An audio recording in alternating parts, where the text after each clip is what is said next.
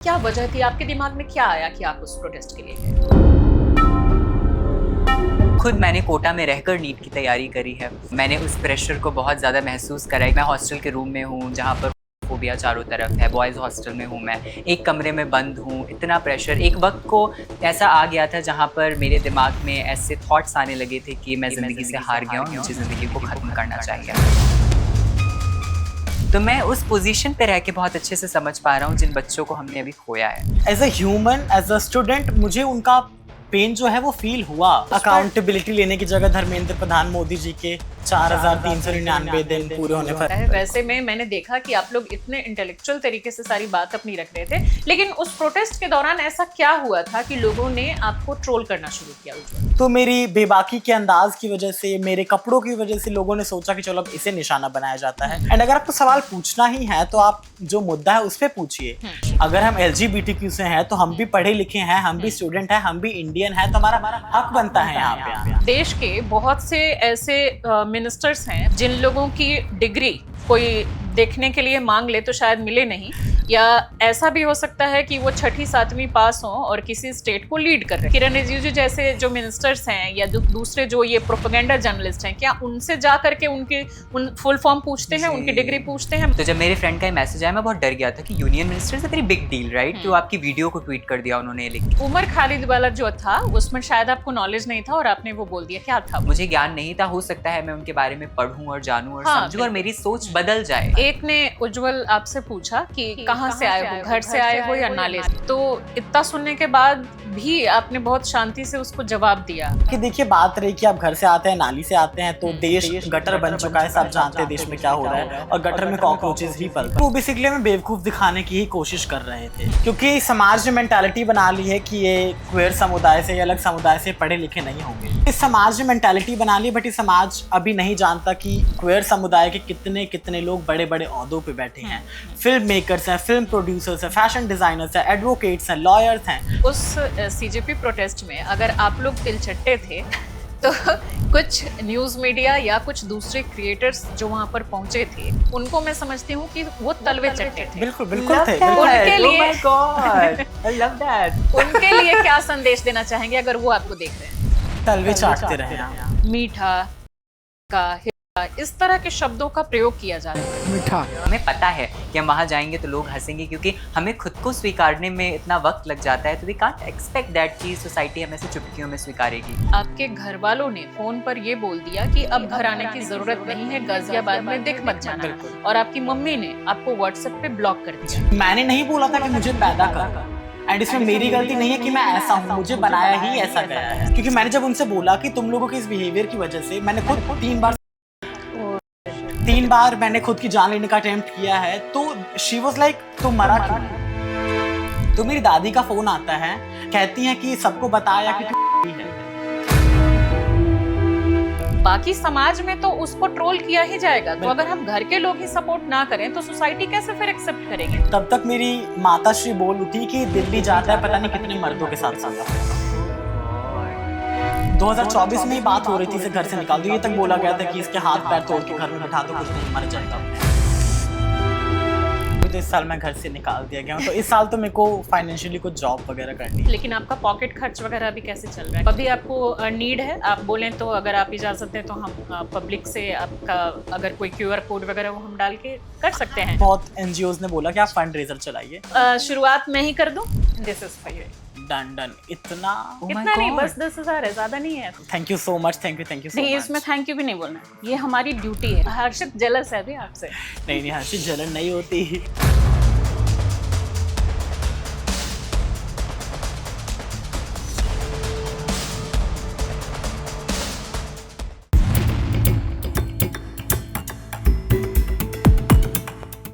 नमस्कार दोस्तों, मैं हूं श्वेता जया और आप देख रहे हैं सोशल कॉपीराइट्स। दोस्तों, 6 जून को हुए कॉकरोच जनता पार्टी के प्रोटेस्ट के दिन अचानक 2 चेहरे वायरल होने लगे, और इसके पीछे वजह थी इनकी अलग आइडेंटिटी, इनका अलग लुक, अलग तरह के कपड़े और इनका अलग अंदाज। लेकिन इस वायरल मोमेंट के बाद दौर शुरू हुआ ट्रोलिंग का, तो कुछ हद तक तारीफ हो। और इनमें से एक के घर वालों ने तो उसी दिन इनसे रिश्ता भी तोड़ दिया और कहा कि आज के बाद अब घर आने की जरूरत नहीं है। सोचिए 19-20 साल के दो लड़के जिनके साथ अचानक कुछ ऐसा हो रहा है और अचानक मीडिया और दूसरे कुछ क्रिएटर्स उनको इस तरह से ट्रोल कर रहे हैं और देश भर के लोग अचानक उनका मजाक उड़ाने लगे, जो कि सोशल मीडिया पर इनको देख रहे थे। लेकिन ऐसा क्यों हुआ? क्या किसी को अलग कपड़ों की वजह से, उसके अलग अंदाज की वजह से या उसकी अलग आइडेंटिटी की वजह से इस तरह से ट्रोल करना, सवालों की बौछार करना, उसके नॉलेज पर सवाल उठाना, ये कहीं से भी सही था? तो इन तमाम सवालों के जवाब तलाशने की कोशिश करेंगे अगले 1 घंटे में, और वो दोनों चेहरे इस वक्त हमारे साथ स्टूडियो में मौजूद हैं, उज्जवल और हर्षित। आप दोनों का बहुत बहुत स्वागत है। Thank you ma'am, thank you for तो हैविंग अस। सबसे पहले तो हर्षित आप बताइए कि आप दोनों की पहचान क्या है, एक एक करके दोनों से जानेंगे, और आप क्या करते हैं? जी, मेरा नाम हर्षित है और मैं एक कलाकार हूँ। I am a poet and a story teller. साथ ही मैं नीट का स्टूडेंट रहा हूँ। मैंने प्री मेडिकल्स करा है और अभी अंडरग्रेड हूँ। आप उज्जवल आप बताइए। सो बेसिकली मेरा नाम उज्जवल है, लोग मुझे प्यार से चटपटी अप्सरा बुलाते हैं and I am 19 years old। वैसे I belong from Banaras but मैं गाजियाबाद में रहता था एंड इसी ईयर मेरी 12th खत्म हुई है एंड फिर मैंने सीयूटी का एग्जाम देने का ट्राई किया था जो कैंसिल हो गया। And other than that I am a classical dancer, writer, artist, public speaker and social activist. वाह, ग्रेट ग्रेट। तो हर्षित आप बताइए कि जो आप लोग 6 जून को कॉकरोच जनता पार्टी के प्रोटेस्ट में गए, वो फैसला आपने क्यों लिया? क्या आप खुद एक नीट के स्टूडेंट रहे थे, आपने एक लंबा संघर्ष देखा था इस वजह से, या फिर कई तरह के जो आरोप लगाए गए कि आप लोग बस यूं ही मौज मस्ती करने के लिए आ गए हैं, या कुछ और वजह रही? क्या वजह थी? आपके दिमाग में क्या आया कि आप उस प्रोटेस्ट के लिए गए? आई थिंक अगर आप थोड़ा भी अपने देश के बारे में सोचते हैं तो आप ज़रूर जाएंगे वहाँ पर। स्टूडेंट हो या ना हो, आप जेंजी हो या नहीं हो, ये सब मायने नहीं रखता। अगर आप देश की शिक्षा व्यवस्था के लिए थोड़ा भी सोचते हैं, समझते हैं और उसमें बदलाव चाहते हैं तो आपको जाना चाहिए। बाकी उसके साथ साथ मैं एक नीट का स्टूडेंट रहा हूँ, तो मुझे पता है कि जब कैसा मेंटल, इमोशनल और फाइनेंशियल प्रेशर होता है हमारे ऊपर। मैंने कोटा में रहकर नीट की तैयारी करी है और मैंने उस प्रेशर को बहुत ज़्यादा महसूस करा है, क्योंकि I don't wanted to be a doctor, I wanted to be an artist. और वो एक बहुत ज़्यादा प्रेशर था मेरे ऊपर, फाइनेंशियल बर्डन आप कह सकते हो, मेंटल बर्डन आप कह सकते हो। And then different identity and sexuality was also one of the major factor, जो था कि अब मैं हॉस्टल के रूम में हूँ जहाँ पर होमोफोबिया चारों तरफ है, बॉयज़ हॉस्टल में हूँ मैं, एक कमरे में बंद हूँ, इतना प्रेशर। एक वक्त को ऐसा आ गया था जहाँ पर मेरे दिमाग में ऐसे थॉट्स आने लगे थे कि मैं ज़िंदगी से हार गया हूँ और मुझे ज़िंदगी को ख़त्म करना चाहिए। I clearly remember I was a kid और मैं उस हॉस्टल रूम में बैठा हुआ हूँ। इतना बर्डन है कि फिजिक्स, केमिस्ट्री, बायोलॉजी की किताबों का वजन मेरे से ज़्यादा है और बहुत बर्डन था। तो मैं उस पोजीशन पे रह के बहुत अच्छे से समझ पा रहा हूँ जिन बच्चों को हमने अभी खोया है, क्योंकि मैं उस प्रेशर को समझ रहा हूँ। जब मैं उनके नोट्स पढ़ रहा हूँ, आखिरी खत जो उनके मैं पढ़ रहा हूँ, वो बहुत मुश्किल है डाइजेस्ट करना, तो मेरे अंदर वो सब कुछ ट्रिगर हो जाता है और मैं खुद को रोक नहीं पाता। आप अपने एक्सट्रीम लेवल पे जाके क्या कर सकते हैं, अगर मैं खुद से ये सवाल पूछूं तो शायद डिजिटली, फिजिकली जो कुछ हो सकता है मुझसे, मैं वो सब कुछ करूँगा। और प्रोटेस्ट एक आखिरी चीज़ होती है जो इंसान डेमोक्रेसी में करता है शायद, तो वही हम कर रहे हैं। बिल्कुल। उज्जवल आप? सो बेसिकली मेरी इसी ईयर 12th हुई थी, तो इस बार सीबीएसई ने ओएसएम लॉन्च किया। हाँ। एंड तो मेरा एक सब्जेक्ट था कमर्शियल आर्ट, तो उसमें मेरे 100 out of 100 आने ही थे, I was damn sure. But OSM की वजह से या किसी की वजह से डायरेक्ट 6 नंबर कट गए। ये भी नहीं कि एक आधा नंबर कहीं स्पेलिंग मिस्टेक हो, तो 6 नंबर कट गए, इसकी वजह से मेरे 94 ही आ पाए। एंड अनदर थिंग कि सीयूटी का एग्जाम था मेरा 30th मई को नोएडा सेक्टर 64 में। हम लोग सेंटर पे गए, वहां हमें 3 घंटे बिठाए रखा गया, बोल दिया गया कि टेक्निकल ग्लिच है, आप लोग का एग्जाम हो ही नहीं सकता। एंड लोग क्वेश्चन पूछ रहे हैं तो दे आर नॉट आंसरिंग, कह रहे कि अब आपको घर जाना होगा, आप घर जाइए। एंड मेरे कुछ फ्रेंड्स ने नीट दिया, उन लोगों ने बोला कि हमारा पेपर बहुत अच्छा गया था। एंड बाद में पता चलता है कि पेपर लीक हो गया। And they were like literally call पे रोए हैं, वो वीडियो कॉल्स पे रोए हैं मेरे सामने कि मतलब अब हम क्या करेंगे, हमें पता नहीं कि अगला बार जो पेपर होगा अच्छा जाएगा या नहीं जाएगा। तो like as a human, as a student, मुझे उनका पेन जो है वो फील हुआ। एंड हम भारत में रहते हैं, भारत का शिक्षा जो शिक्षा मंत्रालय है वो इतना कैपेबल भी नहीं है कि वो ठीक से पेपर करा पाए। बिल्कुल। तो इसी शिक्षा मंत्री जो है हमारे धर्मेंद्र प्रधान जी, उन्हीं के रेजिग्नेशन के लिए हम वहां गए थे, क्योंकि इससे लगभग 1 करोड़ बच्चों की लाइफ पे इफेक्ट पड़ा है। Adding on to this point, शायद हमको ये बात समझनी पड़ेगी कि जो लोग कुर्सियों पर बैठे हुए हैं वो इस देश के नौकर ही हैं, वो भी अपनी नौकरी कर रहे हैं, वो कोई शहंशाह नहीं हो गए हैं। वो उनका काम है नौकरी करना। और आप भी जानते हैं, मैं भी जानता हूँ कि जब हम नौकरी ठीक से नहीं करते हैं और गलतियां बढ़ती जाती हैं तो हमें सबसे पहले नौकरी से निकाला जाता है और फिर सुधार होता है। तो उन्हें शायद नौकरी से निकलना बहुत ज़रूरी है ताकि सुधार हो। जब से वो शिक्षा मंत्रालय कैबिनेट में है 2021 से लेकर अब तक 2026 तक इतने पेपर लीक हुए हैं, इतने पेपर लीक हुए हैं। और 2026 में आकर अभी जो हो रहा है ये एक्सट्रीम है, इससे ज़्यादा कुछ नहीं हो सकता। मतलब एक तो इतने पेपर इन्हीं 2 महीनों में लीक हो गए, करोड़ों करोड़ बच्चे, मतलब अगर हम सारे बच्चों को काउंट करें तो संख्या 1 करोड़ तक जा रही है जिन बच्चों को इफेक्ट हुआ है। और फिर उसके साथ में इतने बच्चों ने बच्चों की जिंदगी खोई हमने। इसका अकाउंटेबल कौन है? एंड अकाउंटेबिलिटी लेने की जगह धर्मेंद्र प्रधान मोदी जी के 4399 दिन पूरे होने पर मंदिरों में आरती करने जा रहे हैं। चलो, आप लोग काफी ध्यान रखते हो। ये भी अच्छी चीज है कि लोग इतना ज्यादा जेंजी को लेकर के मजाक बनाते हैं, और खासकर आपकी कम्युनिटी को लेकर उसको और भी डबल कर दिया जाता है। वैसे में मैंने देखा कि आप लोग इतने इंटेलेक्चुअल तरीके से सारी बात अपनी रख रहे थे, लेकिन उस प्रोटेस्ट के दौरान ऐसा क्या हुआ था कि लोगों ने आपको ट्रोल करना शुरू किया, उज्जवल? सो बेसिकली इस समाज का ये बहुत पहले से ही रहा है कि अगर कोई चीज अलग दिख रही है, कोई चीज इनके बनाए हुए सामाजिक दायरों में नहीं आ रही है, तो उसे इन्हें गलत ठहराना ही होता है, उसे हमेशा नीचा दबाना ही होता है। तो मेरी बेबाकी के अंदाज की वजह से, मेरे कपड़ों की वजह से लोगों ने सोचा कि चलो अब इसे निशाना बनाया जाता है। तो इसलिए सारी मीडिया वाले आ गए अपना अपना माइक लेके कि चलो इससे सवाल पूछते हैं। एंड अगर आपको सवाल पूछना ही है तो आप जो मुद्दा है उस पर पूछिए, लेकिन मीडिया को उससे टीआरपी नहीं मिलती। तो मीडिया ने सवाल पूछना शुरू कर दिया कि आपने ये क्यों पहना है, आप यहाँ क्यों आए हैं, आपका क्या मोटिव है यहाँ आने का, आप तो LGBTQ से, तो आप नीट के प्रोटेस्ट में क्या करना है? भाई, व्हाट डू यू मीन? अगर हम LGBTQ से हैं तो हम भी पढ़े लिखे हैं, हम भी स्टूडेंट हैं, हम भी इंडियन हैं, तो हमारा हक बनता है यहाँ पे आना। पढ़े लिखे ना भी हैं, अगर स्टूडेंट नहीं भी हैं, तो भी अगर हम किसी को सपोर्ट करना चाहें तो क्यों नहीं कर सकते? मान लो कि किसी बच्ची के साथ कुछ गलत होता है और उसको लेकर के हम प्रोटेस्ट के लिए निकलते हैं, तो क्या उन सब लोगों के साथ गलत हुआ रहता है? नहीं ना। फिर भी हम उसके सपोर्ट में कैंडल मार्च या बाकी चीजें आवाज उठाने के लिए प्रोटेस्ट में निकलते हैं या नहीं निकलते हैं? तो यही तो बात हो गई कि शुभांकर मिश्रा ने जो डाला है कि ये LGBT का प्रोटेस्ट नहीं था, तो उनका कहने का तो एक मतलब यही है कि किसी लड़की का रेप होता है तो वो लड़की खुद जाए अपने लिए आंदोलन करने, और लोग उसका सपोर्ट ही ना करें। उस पर भी करेंगे बात। तो आप लोगों को हर्षित कब पता चला कि आप लोग वायरल हो गए हैं? क्योंकि आप लोग तो एक नॉर्मल प्रोटेस्ट में अपनी आवाज बुलंद करने के लिए गए थे कि चलो CJP का प्रोटेस्ट है, और काफी लोग उसके साथ जुड़े हैं। इंस्टाग्राम वगैरह पर हमने देखा कि 22 मिलियन से ज्यादा तो 4 दिन में उनके फॉलोअर हो गए। तो उन सब में हम सब लोग शामिल थे उनको फॉलो करने में। तो आप लोगों को ये कब लगा कि आप लोग इस प्रोटेस्ट से ज्यादा आपकी चर्चा हो रही है और आप वायरल हो रहे हैं? हमें एक्चुअली ये जंतर मंतर में ही पता चल गया था। मैं आगे बताऊंगा आपको डिटेल में इसके बारे में, लेकिन सबसे पहले जो बुलिंग हमें पता था कि क्योंकि being a different sexuality and a different look, हमें ट्रोल तो करेंगे लोग, बुली करेंगे, आम जनता करेगी। हमें लग रहा था कि होमोफोब्स हर तरफ हैं, वो कुछ ना कुछ तो करेंगे। लेकिन जर्नलिस्ट किस तरीके से होमोफोबिया फैलाएंगे इसके लिए हम बिल्कुल तैयार नहीं थे, क्योंकि वो प्रोफेशनल्स हैं, राइट?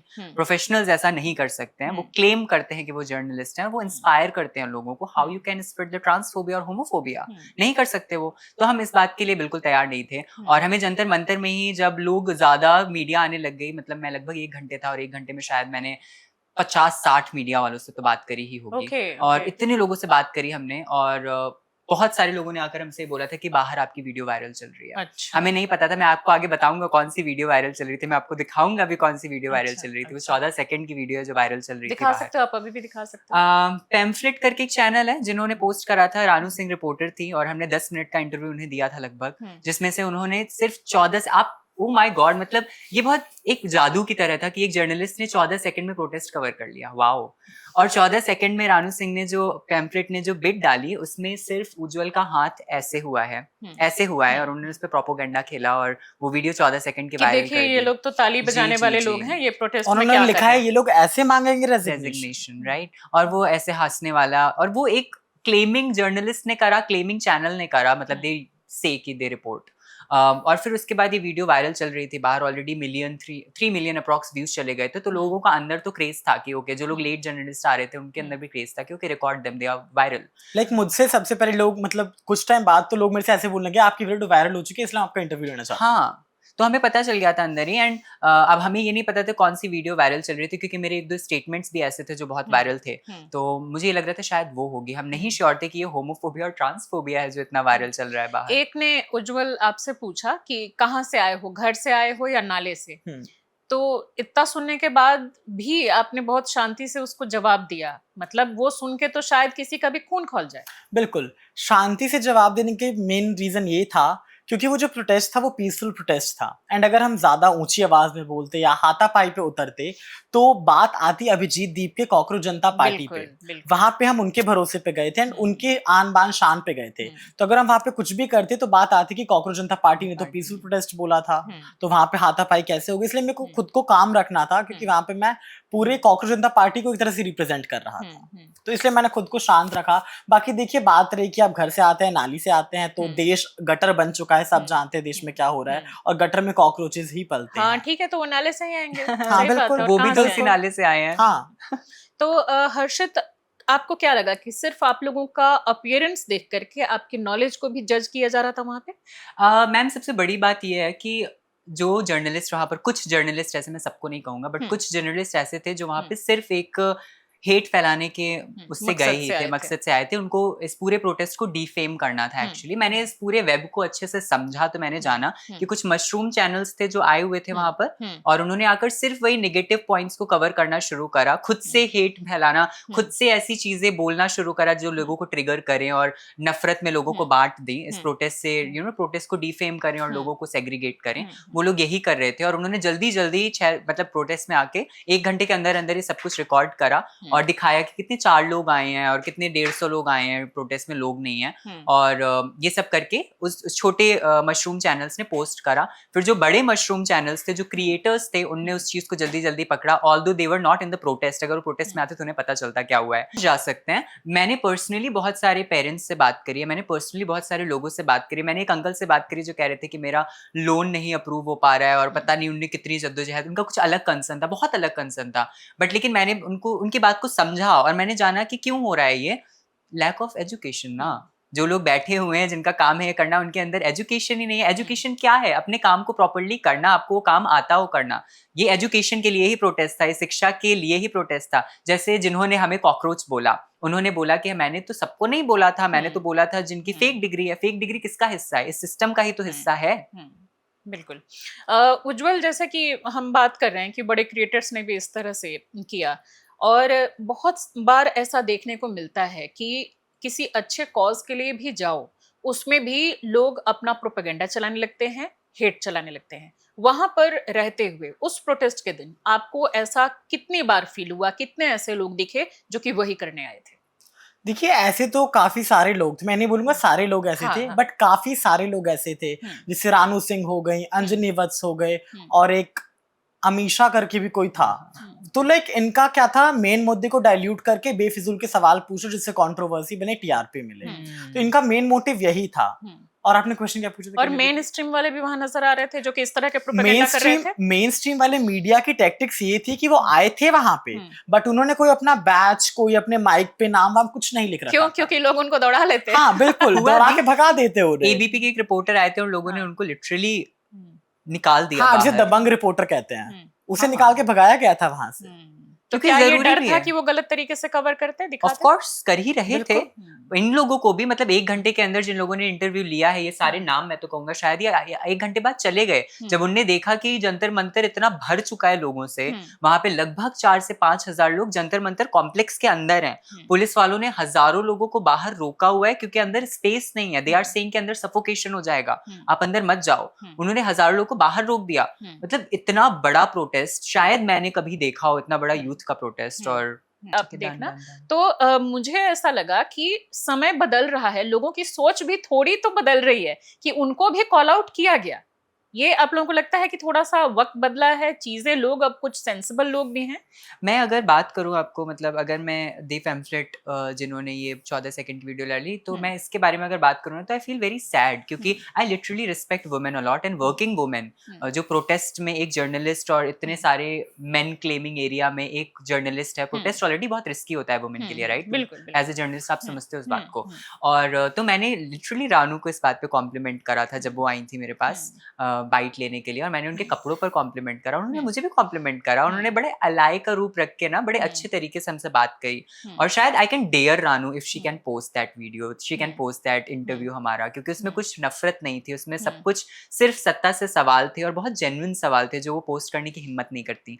और उन्होंने हमारी तो वीडियो बनाई है जो 14 सेकंड की डाली, पूरी नहीं डाल पाई वो, लेकिन उसके साथ में उन्होंने एक और ट्रांस वुमेन की वीडियो बनाई जिसपे वो अंग्रेजी सही से नहीं बोल रही है, तो उन्होंने उसकी अंग्रेजी पे बात करी, उन्होंने उसकी अंग्रेजी पे मजाक उड़ाया, even though she don't know the ethics of journalism a bit of it, और उनका मजाक उड़ा रही हैं वो कि जैसे वो बड़ी ज्ञानी है और उनके आगे कोई भी ज्ञानी नहीं है वहाँ। और बड़ी बड़ी, और उसके बाद जब मैंने उनको कॉल आउट करा इंटरनेट पे, तो उनको ऐसा लगा कि मैंने जो उन्होंने 3 वीडियो डाली, तो तीसरी वीडियो उन्होंने मेरी डाली थी जिसपे उन्होंने मेरे चिकन नेक के एजुकेशन के बारे में बात करी कि मुझे नहीं पता है, ठीक है मुझे नहीं पता, इट्स ओके, बट हाँ उसमें उन्होंने ज्ञान दिया। तो उनको ऐसा लग रहा था कि क्योंकि मैंने चिकन नेक पे हर्षित की वीडियो बनाई इसलिए हर्षित ने कॉल आउट करा। नहीं मैडम, मुझे कोई फर्क नहीं पड़ता आप मेरे एजुकेशन के बारे में क्या बात करते हो, लेकिन मुझे बहुत फर्क पड़ता है आपने कैसे बच्चों को हरास करा है, क्योंकि I gone through with this transphobia and homophobia, मुझे पता है कितना मुश्किल होता है इससे कॉप अप करना, और वो जानती नहीं है कि कितने बच्चों को खो देते हैं हम इस फोबिया की वजह से।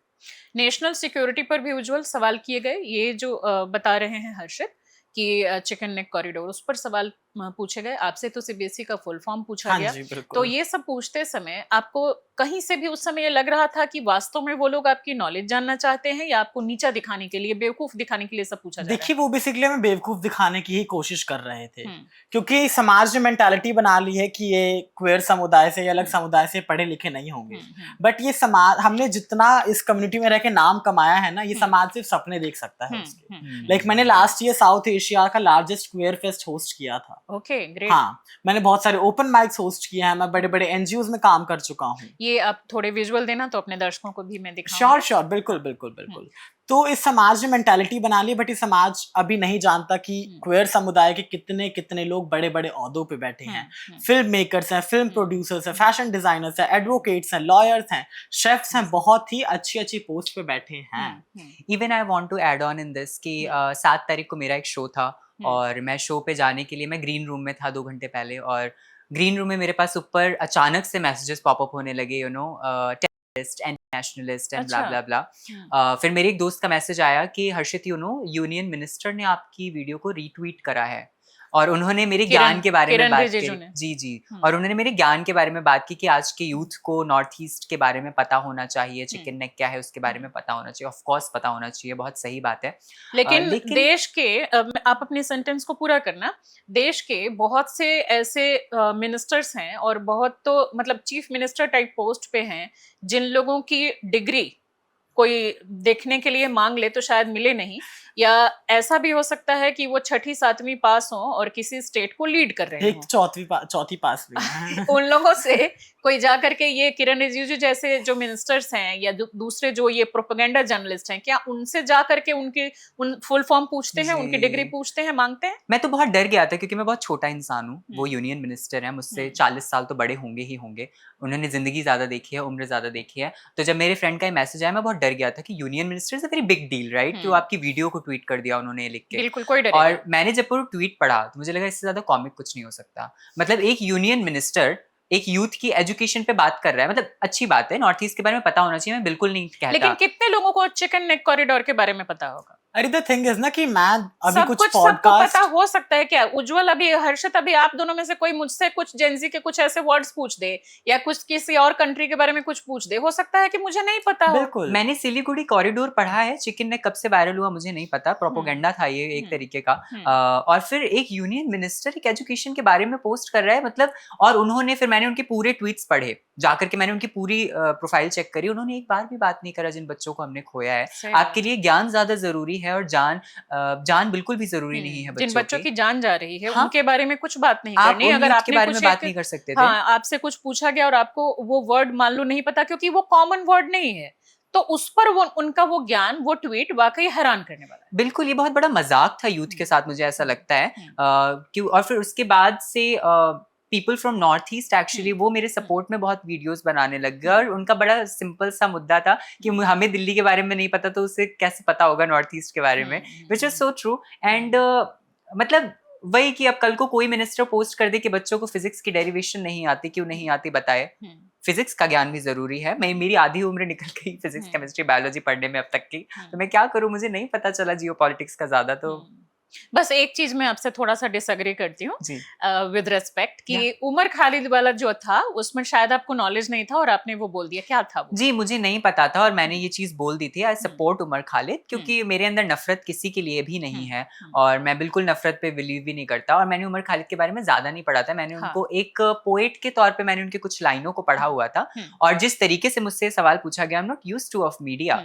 और जब ये उमर खालिद का सब कुछ चल रहा था उस वक्त हम बच्चे थे, हमारी पूरी उस वक्त तो हम नीट के, I was in Kota at that time also. और आप खुद पता है जब आप नीट की प्रिपरेशन करते हो, अगर कोई भी मुझे सुन रहा है और जानता है, हम कितना आइसोलेटेड होते हैं, हमें परिवार में क्या हो रहा है हमें नहीं पता होता। पूरे स्टडी पे फोकस हाँ, वो बहुत ज्यादा हम उस पे जुड़े हुए होते, तो मुझे नहीं पता था ये सब कुछ। और मैंने आज तक किसी एक इंसान के पर्टिकुलर रिसर्च करने पर ध्यान भी नहीं दिया। वो जो कुछ हो रहा है वो शायद सब कुछ कोर्ट के हाथ में, और वो करेंगे जो कुछ उन्हें करना होगा। सही बात है, उसका जब हम कोई नहीं होते, फाइनल वर्डिक्ट आएगा तो देखा जाएगा। तो मैंने उसी पे करा। एंड ऑल्सो आई थिंक मेरी जिंदगी के 12 साल मैंने सुबह सुबह प्लेज की है, India is my country and all Indians are my brothers and sisters.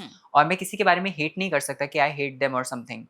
मुझे ज्ञान नहीं था, हो सकता है मैं उनके बारे में पढ़ूं और जानूं और समझूं और मेरी सोच बदल जाए, बिल्कुल, है ना। लेकिन जिन बच्चों की जान गई है उनकी जान लौट कर वापस नहीं आ सकती। सोच बदली जा सकती है पर जान वापस नहीं आ सकती, तो ये बात समझिए। अच्छा, उज्जवल, इस सीजेपी प्रोटेस्ट के बाद जो दिन भर चला और जिस तरीके से आप लोगों के कुछ कंटेंट वायरल हुए और ट्रोल हो रहा था, शुरू में सपोर्ट कम ट्रोलिंग ज्यादा थी। बिल्कुल। उसके बाद जैसा कि मैं कुछ इंटरव्यूज वगैरह आपके सुन रही थी, तो उसमें आप बता रहे थे कि आपके घर वालों ने फोन पर ये बोल दिया कि अब घर आने की जरूरत नहीं है, गाजियाबाद में दिख मत जाना, और आपकी मम्मी ने आपको व्हाट्सएप पे ब्लॉक कर दिया।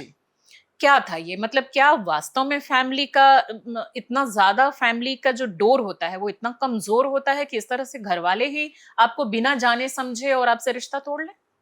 जी देखिए, मतलब फैमिली का तो आजकल की फैमिलीज जो बेसिकली हैं, इनका क्या है, बच्चे पैदा किया आपने, अगर वो आपके अनुसार नहीं चले तो आप उन्हें छोड़ दो।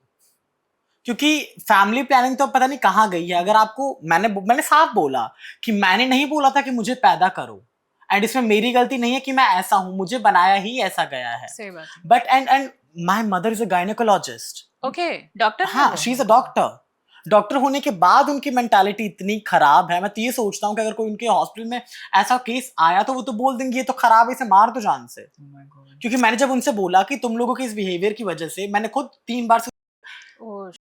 बार मैंने खुद की जान लेने का अटेम्प्ट किया है, तो शी वाज लाइक तो मरा क्यों नहीं? ये आपकी मम्मी ने कहा? हाँ, तो मेरा कभी मम्मी से उतना अटैचमेंट रहा ही नहीं है। एंड मेरी दादी का फोन आता है, बीप का ऑप्शन है ना, वो तो मैं कर लूंगी। हाँ, तो गाली है। नहीं है। तो मेरी दादी का फोन आता है एंड कहती हैं कि सबको बताया कि तू है। ये दादी ने ऐसे शब्द का प्रयोग क्यों किया? मुझे नहीं पता। एंड जब मैं नोज पियर्सिंग करवा के आया हूं, तो आके जब मैं घर में घुसा तो कह रही है तो जैसी नाक छिदवाने वाली की जगह इस घर में नहीं है।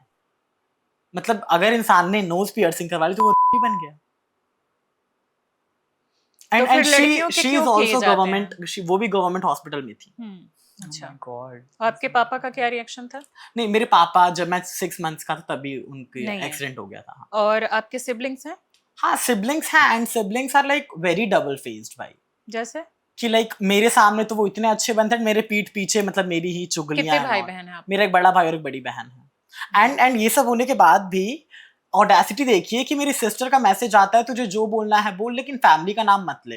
मैं तो क्यों ना लूं, सच मुझे छुपाने की आदत नहीं है। एंड जब तुम लोगों ने किया है तो उसकी अकाउंटेबिलिटी भी लो, फेस करना पड़ेगा। अगर किसी की अलग पहचान है, आपका बच्चा थोड़ी अलग आइडेंटिटी रखता है, चलो भाई बहनों को मैं ज्यादा नहीं बोलूंगी क्योंकि उन्होंने जो अपने माँ बाप का देखा है शायद वो उसको फॉलो कर रहे होंगे क्योंकि परवरिश वहां से आती है, लेकिन आपकी मम्मी, आपकी दादी, उन लोगों को, और खासकर वो जब एक डॉक्टर हैं तो उनको तो इस चीज की समझ होनी चाहिए ना कि मेरा जो बच्चा है वो कुछ अलग है, तो मुझे उसका सपोर्ट करना है, क्योंकि बाकी समाज में तो उसको ट्रोल किया ही जाएगा। तो अगर हम घर के लोग ही सपोर्ट ना करें तो सोसाइटी कैसे फिर एक्सेप्ट एंड करेगी? लाइक मैं तो ये भी कहता हूँ कि मैंने मतलब मेरा पढ़ने का बहुत इंटरेस्ट रहता था, अब तो मेरा मेरा आर्ट्स में ज्यादा चला गया है। तो मेरी मम्मी की जो किताबें थी डॉक्टरी की, तो वो मैं पढ़ता था, उसमें लिखा था लेस्बियनिज्म, होमोसेक्सुअलिटी, ये सब लिखा था। मैं तो कहता हूँ मुझे नहीं लगता कि उन्होंने पढ़ के पेपर दिया, मैं तो साफ कहता हूँ। हाँ, जब सोच ऐसी है तो फिर बिल्कुल उसमें उनकी क्या डिग्री कर में भी सकते सवाल उठेंगे कि जब उन्होंने ये सब एक्सेप्ट ही नहीं कर सकती, ये सब जानती ही नहीं है, तो वो उन्होंने पढ़ के भी क्या कर लिया। या and I think I will also add on इस पे कि सबसे बड़ा ब्लेम इस पे फिर एजुकेशन सिस्टम को ही जाता है। हम इतने वाहियात एजुकेशन सिस्टम में रह रहे हैं जहाँ पर कभी भी सेक्स एजुकेशन के बारे में बात करी ही नहीं नहीं जाती, करी जाती। एंड फैमिली प्लानिंग के बारे में बात नहीं करी जाती। मतलब अगर आप फैमिली प्लान कर रहे हो और आप थोड़ा सा भी डाउट हो कि आप अपने बच्चे को as they want to be आप एक्सेप्ट नहीं कर सकते, maybe they are disabled बच्चे भी होते हैं, maybe they are autistic भी हो सकते हैं, या किसी और आइडेंटिटी या ट्रांस बच्चे भी हो सकते हैं, इंटरसेक्स भी हो सकते हैं, और आपकी ऐसी ऑडेसिटी है कि आप नहीं एक्सेप्ट कर सकते, तो प्लीज़ यूज़ कॉन्डम्स यार। मत करो सेक्स ऐसे कि आप बच्चे पैदा कर रहे हो और आप उन्हें एक्सेप्ट भी नहीं कर पा रहे हो। ठीक है, फैमिली वाले पे और थोड़ा सा एक्सपीरियंस स्कूल कॉलेज का कैसा रहा उस पर भी चलेंगे। थोड़ा सा प्रोटेस्ट से रिलेटेड और सवाल है। हर्षित, आपसे सवाल है कि ये सारा कुछ हो रहा था, इसके बाद क्या आपने सोशल मीडिया से कटने का या अपना अकाउंट सस्पेंड करने का, लोगों से बचने का, अपीयरेंस पब्लिक में जो जा रहा था उसको कट करने का, ऐसा भी कुछ सोचा आप लोगों ने? बिल्कुल भी नहीं, बिल्कुल भी नहीं। मेरा ऑलरेडी ये पब्लिक अपीयरेंस बहुत ज़्यादा था बीइंग एन आर्टिस्ट, और मेरे खुद के शोज़ वगैरह, क्योंकि 6 को ये सब कुछ हुआ, 7 को ही मेरा शो था। हाँ। और तो बिल्कुल भी पॉसिबिलिटी थी ही नहीं कि मैं इस स्पेस से जाऊँ। फ़ोन हमेशा हाथ पे था, इतनी प्लानिंग चल रही है, टीम कॉन्टैक्ट में, सब कुछ है। तो स्पेस को छोड़ना ऑप्शन बिल्कुल भी नहीं था मेरे लिए, और मैं चाहता भी नहीं। I am a very vocal person, और जो कुछ भी हो रहा है मैं एड्रेस करूँगा। मैं गलत हूँ या सही हूँ, इट डज़न्ट मैटर, मैं एड्रेस तो करूँगा और अपनी आखिरी सांस तक करूँगा। And this is the time to be vocal. यहाँ पर हम छुप के पीछे बैठ नहीं सकते। अगर हम रेजिग्नेशन ऑफ एजुकेशन मिनिस्टर मांग रहे हैं तो खुल के मांग रहे हैं और मांगते रहेंगे। और जो भी कुछ हुआ मेरे अगेंस्ट, और जो भी कुछ स्टेटमेंट्स मेरी इस तरीके से ली गई, इसके लिए मैं जस्टिफिकेशन के लिए तैयार हूँ, और मैंने through out I was online and through out I was posting about it, and I will be doing that. Okay, लेकिन वहां पर जैसे जैसे शब्दों का प्रयोग किया जा रहा था, मैं भी सोशल मीडिया देख रही थी, और अजीब सा मुझे भी शौक लग रहा था कि हमारी सोसाइटी में आज भी, मतलब ये 2026 में भी कोई ऐसा कैसे सोच सकता है, ऐसे वर्ड्स कैसे वो यूज कर सकता है, जैसे मीठा, छक्का, हिजड़ा, इस तरह के शब्दों का प्रयोग किया जा रहा था। इसके बावजूद भी आप लोग वहां पर खुलकर और बहुत हिम्मत के साथ स्ट्रांगली अपना पॉइंट रख रहे थे और बहुत दिमाग की बात कर रहे थे। मैंने आप लोगों के बहुत वीडियो देखे। उन ट्रोलर्स में से और ऐसे शब्दों का प्रयोग करने वालों में से अगर वो लोग कुछ आपके सामने हों, आपको लगे कि वो लोग देख रहे हैं, उनसे क्या कहना चाहेंगे? देखिए, सबसे बड़ी बात, I think Ujjwal will also agree इस पे, मैं एक लाइन बोलूँगा कि हमारी आइडेंटिटी कोई हाइड करने का मैटर नहीं है, कुछ छुपाने का मैटर नहीं है, it is a matter to pride. और हम यही बात लेकर चलते हैं, हमारी आइडेंटिटी को सेलिब्रेट करते हैं खुद कर, कितना भी कोई हंस ले, कितना भी कोई कुछ भी कर ले, but it's the way of our living, और हम बहुत कॉन्फिडेंटली उसको जीते हैं और सेलिब्रेट करते हैं। तो हमें पता है कि हम वहाँ जाएंगे तो लोग हंसेंगे, क्योंकि हमें खुद को स्वीकारने में इतना वक्त लग जाता है, तो वी कांट एक्सपेक्ट दैट कि सोसाइटी हमें से चुटकियों में स्वीकारेगी। उनको भी वक्त लगेगा, राइट? फैमिलीज को भी वक्त लगेगा, लेकिन नफरत क्यों, ये मुझे बहुत ज़्यादा लगता है। और शायद अगर आप ऐसे कल्चर में रहते हैं, हम ऐसे भारत में रहते हैं जहाँ कामा सूत्र पढ़ाया जाता है, जहाँ पे खजुराहो जैसे स्क्रिप्चर्स हैं जो क्लियरली सेक्सुअलिटीज और जेंडर को सेलिब्रेट करते हैं। सूफिज्म में जेंडर आइडेंटिटीज की बात करी जाती है, डिफरेंट जेंडर आइडेंटिटीज की बात करी जाती है, क्रॉस ड्रेसिंग की बात करी जाती है। आप गुरु नानक देव को पढ़िए, उनकी कहानियां मिलती हैं। आप बाबा बुल्ले शाह को पढ़िए तो आपको क्रॉस ड्रेसिंग पता चलती है। तो there are many stories and culture talks about it very openly and out loudly. ये बस समझने का फर्क है। अगर हम अपने ही कल्चर को अच्छे से पढ़ेंगे और समझेंगे तो शायद हमारे विचार बहुत खुल सकते हैं। बिल्कुल। उज्जवल, उस सीजेपी प्रोटेस्ट में अगर आप लोग तिलचट्टे थे तो कुछ न्यूज मीडिया या कुछ दूसरे क्रिएटर्स जो वहां पर पहुंचे थे, उनको मैं समझती हूँ कि वो तलवे चट्टे थे। बिल्कुल बिल्कुल थे। उनके लिए Oh my God, I love that. उनके लिए क्या संदेश देना चाहेंगे अगर वो आपको देख रहे हैं? देखिए, तलवे चाटते रहें आप, हमें आपसे बिल्कुल फर्क नहीं पड़ता है।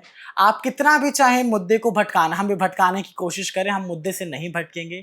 हमारा अभी का मेन मुद्दा है रेजिग्नेशन ऑफ धर्मेंद्र प्रधान, वो हम लेंगे ही और लेंगे, और हमारी बेबाकी का अंदाज कभी खत्म नहीं होगा। अगर आप सोच रहे हैं कि आप हमें दबा देंगे तो प्लीज अपना दिमाग थोड़ा आप ठीक करिए। उन्होंने एक्चुअली अपना शिकार ना बहुत गलत लोगों को चुन लिया, मुझे बिल्कुल, ऐसा गलत लगता है। लोगों से पंगा लिया या उन्होंने। दे टारगेट वेरी सॉफ्ट, कि उनको लगा कि बड़ा सॉफ्ट टारगेट है और हो जाएगा, बट उनको हमारा इतिहास नहीं पता था, उल्टा पड़ गया। उल्टा पड़ गया वो सब कुछ उनपे। और बट बड़ी शॉकिंग बात है कि हम सब रेजिग्नेशन की बात कर रहे हैं और इतने जोरों से बात कर रहे हैं, मतलब 8 मिलियन से ज्यादा पिटीशन साइन हुई है इसके अगेंस्ट, और हजारों लोग सड़कों पर उतरे हुए हैं, हजारों लोग अगेंस्ट उनके प्रोटेस्ट में शामिल हो रहे हैं। Through out like across the country लोग हैं प्रोटेस्ट पर, राइट, बहुत सारे युवा हैं। बट सरकार टस से मस नहीं हो रही है और वो बिल्कुल ही एकदम गूंगे बहरे बन के बैठे हुए हैं, विच इज वेरी स्कैरी, क्योंकि एक लोकतंत्र में क्या हो सकता है, एक्सट्रीम यही हो सकता है। और अगर ये लोग इस तरीके से ही करते रहेंगे, मुझे लगता है कि देश के जो युवा हैं इनका भरोसा भारत से उठता जाएगा, विच इज वेरी सैड। क्यों लोग इतना माइग्रेट कर रहे हैं, क्यों लोग बाहर घूम रहे हैं? मतलब अभिजीत दिप्के को इतना ज्यादा लोग सवाल पूछ रहे हैं कि वो बॉस्टन में पढ़ाई कर रहे हैं, यहाँ क्यों नहीं पढ़ाई कर रहे हैं, वो यहाँ क्यों नहीं है। अधिकतर मिनिस्टर्स के बच्चे हाँ, बाहर पढ़ रहे हैं पढ़ भाई, रहे हैं। अपने बच्चों को पहले बुलाओ फिर दूसरे से वही सवाल तो। पूछो। और हम एक ऐसे हिंदुस्तान में अभी हैं जहां पर आप इतनी मेहनत करके पढ़ाई करते हैं, फिर नौकरियां नहीं मिलती। इतनी मेहनत करके आप पढ़ाई करते हैं, पेपर लीक हो जाते हैं, तो इंसान जाएगा बाहर नौकरी करने या फिर पढ़ाई करने के लिए? क्यों नहीं जाएगा? वो अपनी मेहनत पे वहां गए हैं, किसी की चाटुकारिता करके तो नहीं गए हैं। वो अपनी मेहनत पे वहां पे उन्हें एडमिशन पाया, वहां पढ़ाई कर रहे हैं, और ज्यादातर बच्चे यही करेंगे अगर हमारा हिंदुस्तान इस तरीके से चलता रहा, which is very scary and sad, I think. तो वरुण राज सिंह, जो कि भारतीय जनता युवा मोर्चा के रीजनल हेड हैं, बिहार से ये ताल्लुक रखते हैं, इन्होंने एक AI जनरेटेड वीडियो आप दोनों का डाला,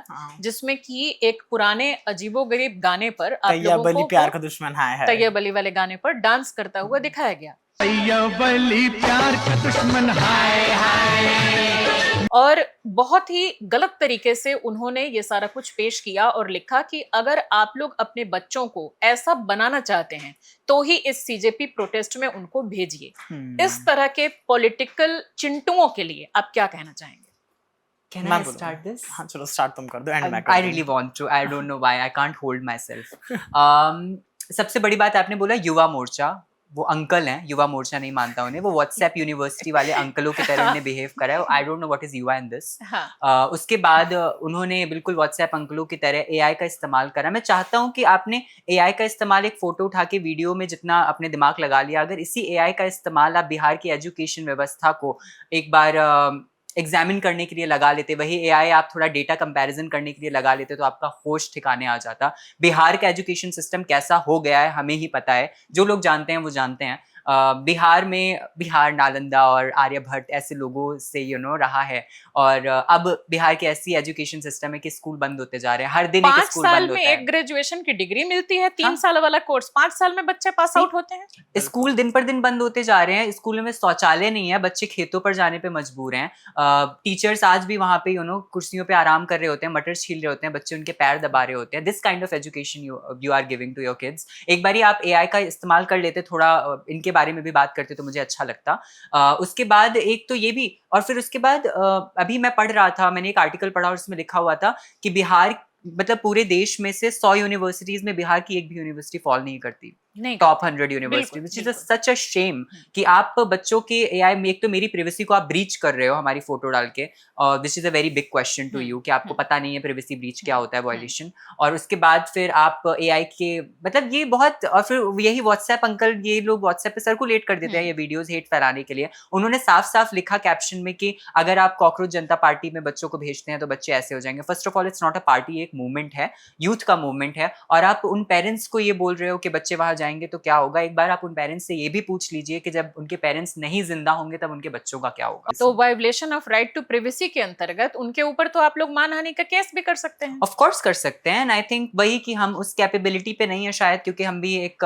विद्यार्थी हैं, कलाकार हैं, हम भी अपना जीवन जी रहे हैं, लेकिन कोई ना कोई किसी दिन करेगा। कोई Of course NGO कर बाकी सकता है। जो लोग देख रहे हैं सुवो मोटो लेके भी उन पर एक्शन हो सकता है। कर सकते हैं। एंड ये, और फिर सबसे बड़ी बात, आप बीजेपी से जुड़े हो, आपको बीजेपी का इतिहास पता है। सुषमा स्वराज जैसी लीडर, अटल बिहारी वाजपेयी जैसे लीडर उस बीजेपी में रहे हैं, आप उनका भी तो नाम बदनाम कर रहे हो। सही बात है। बिल्कुल।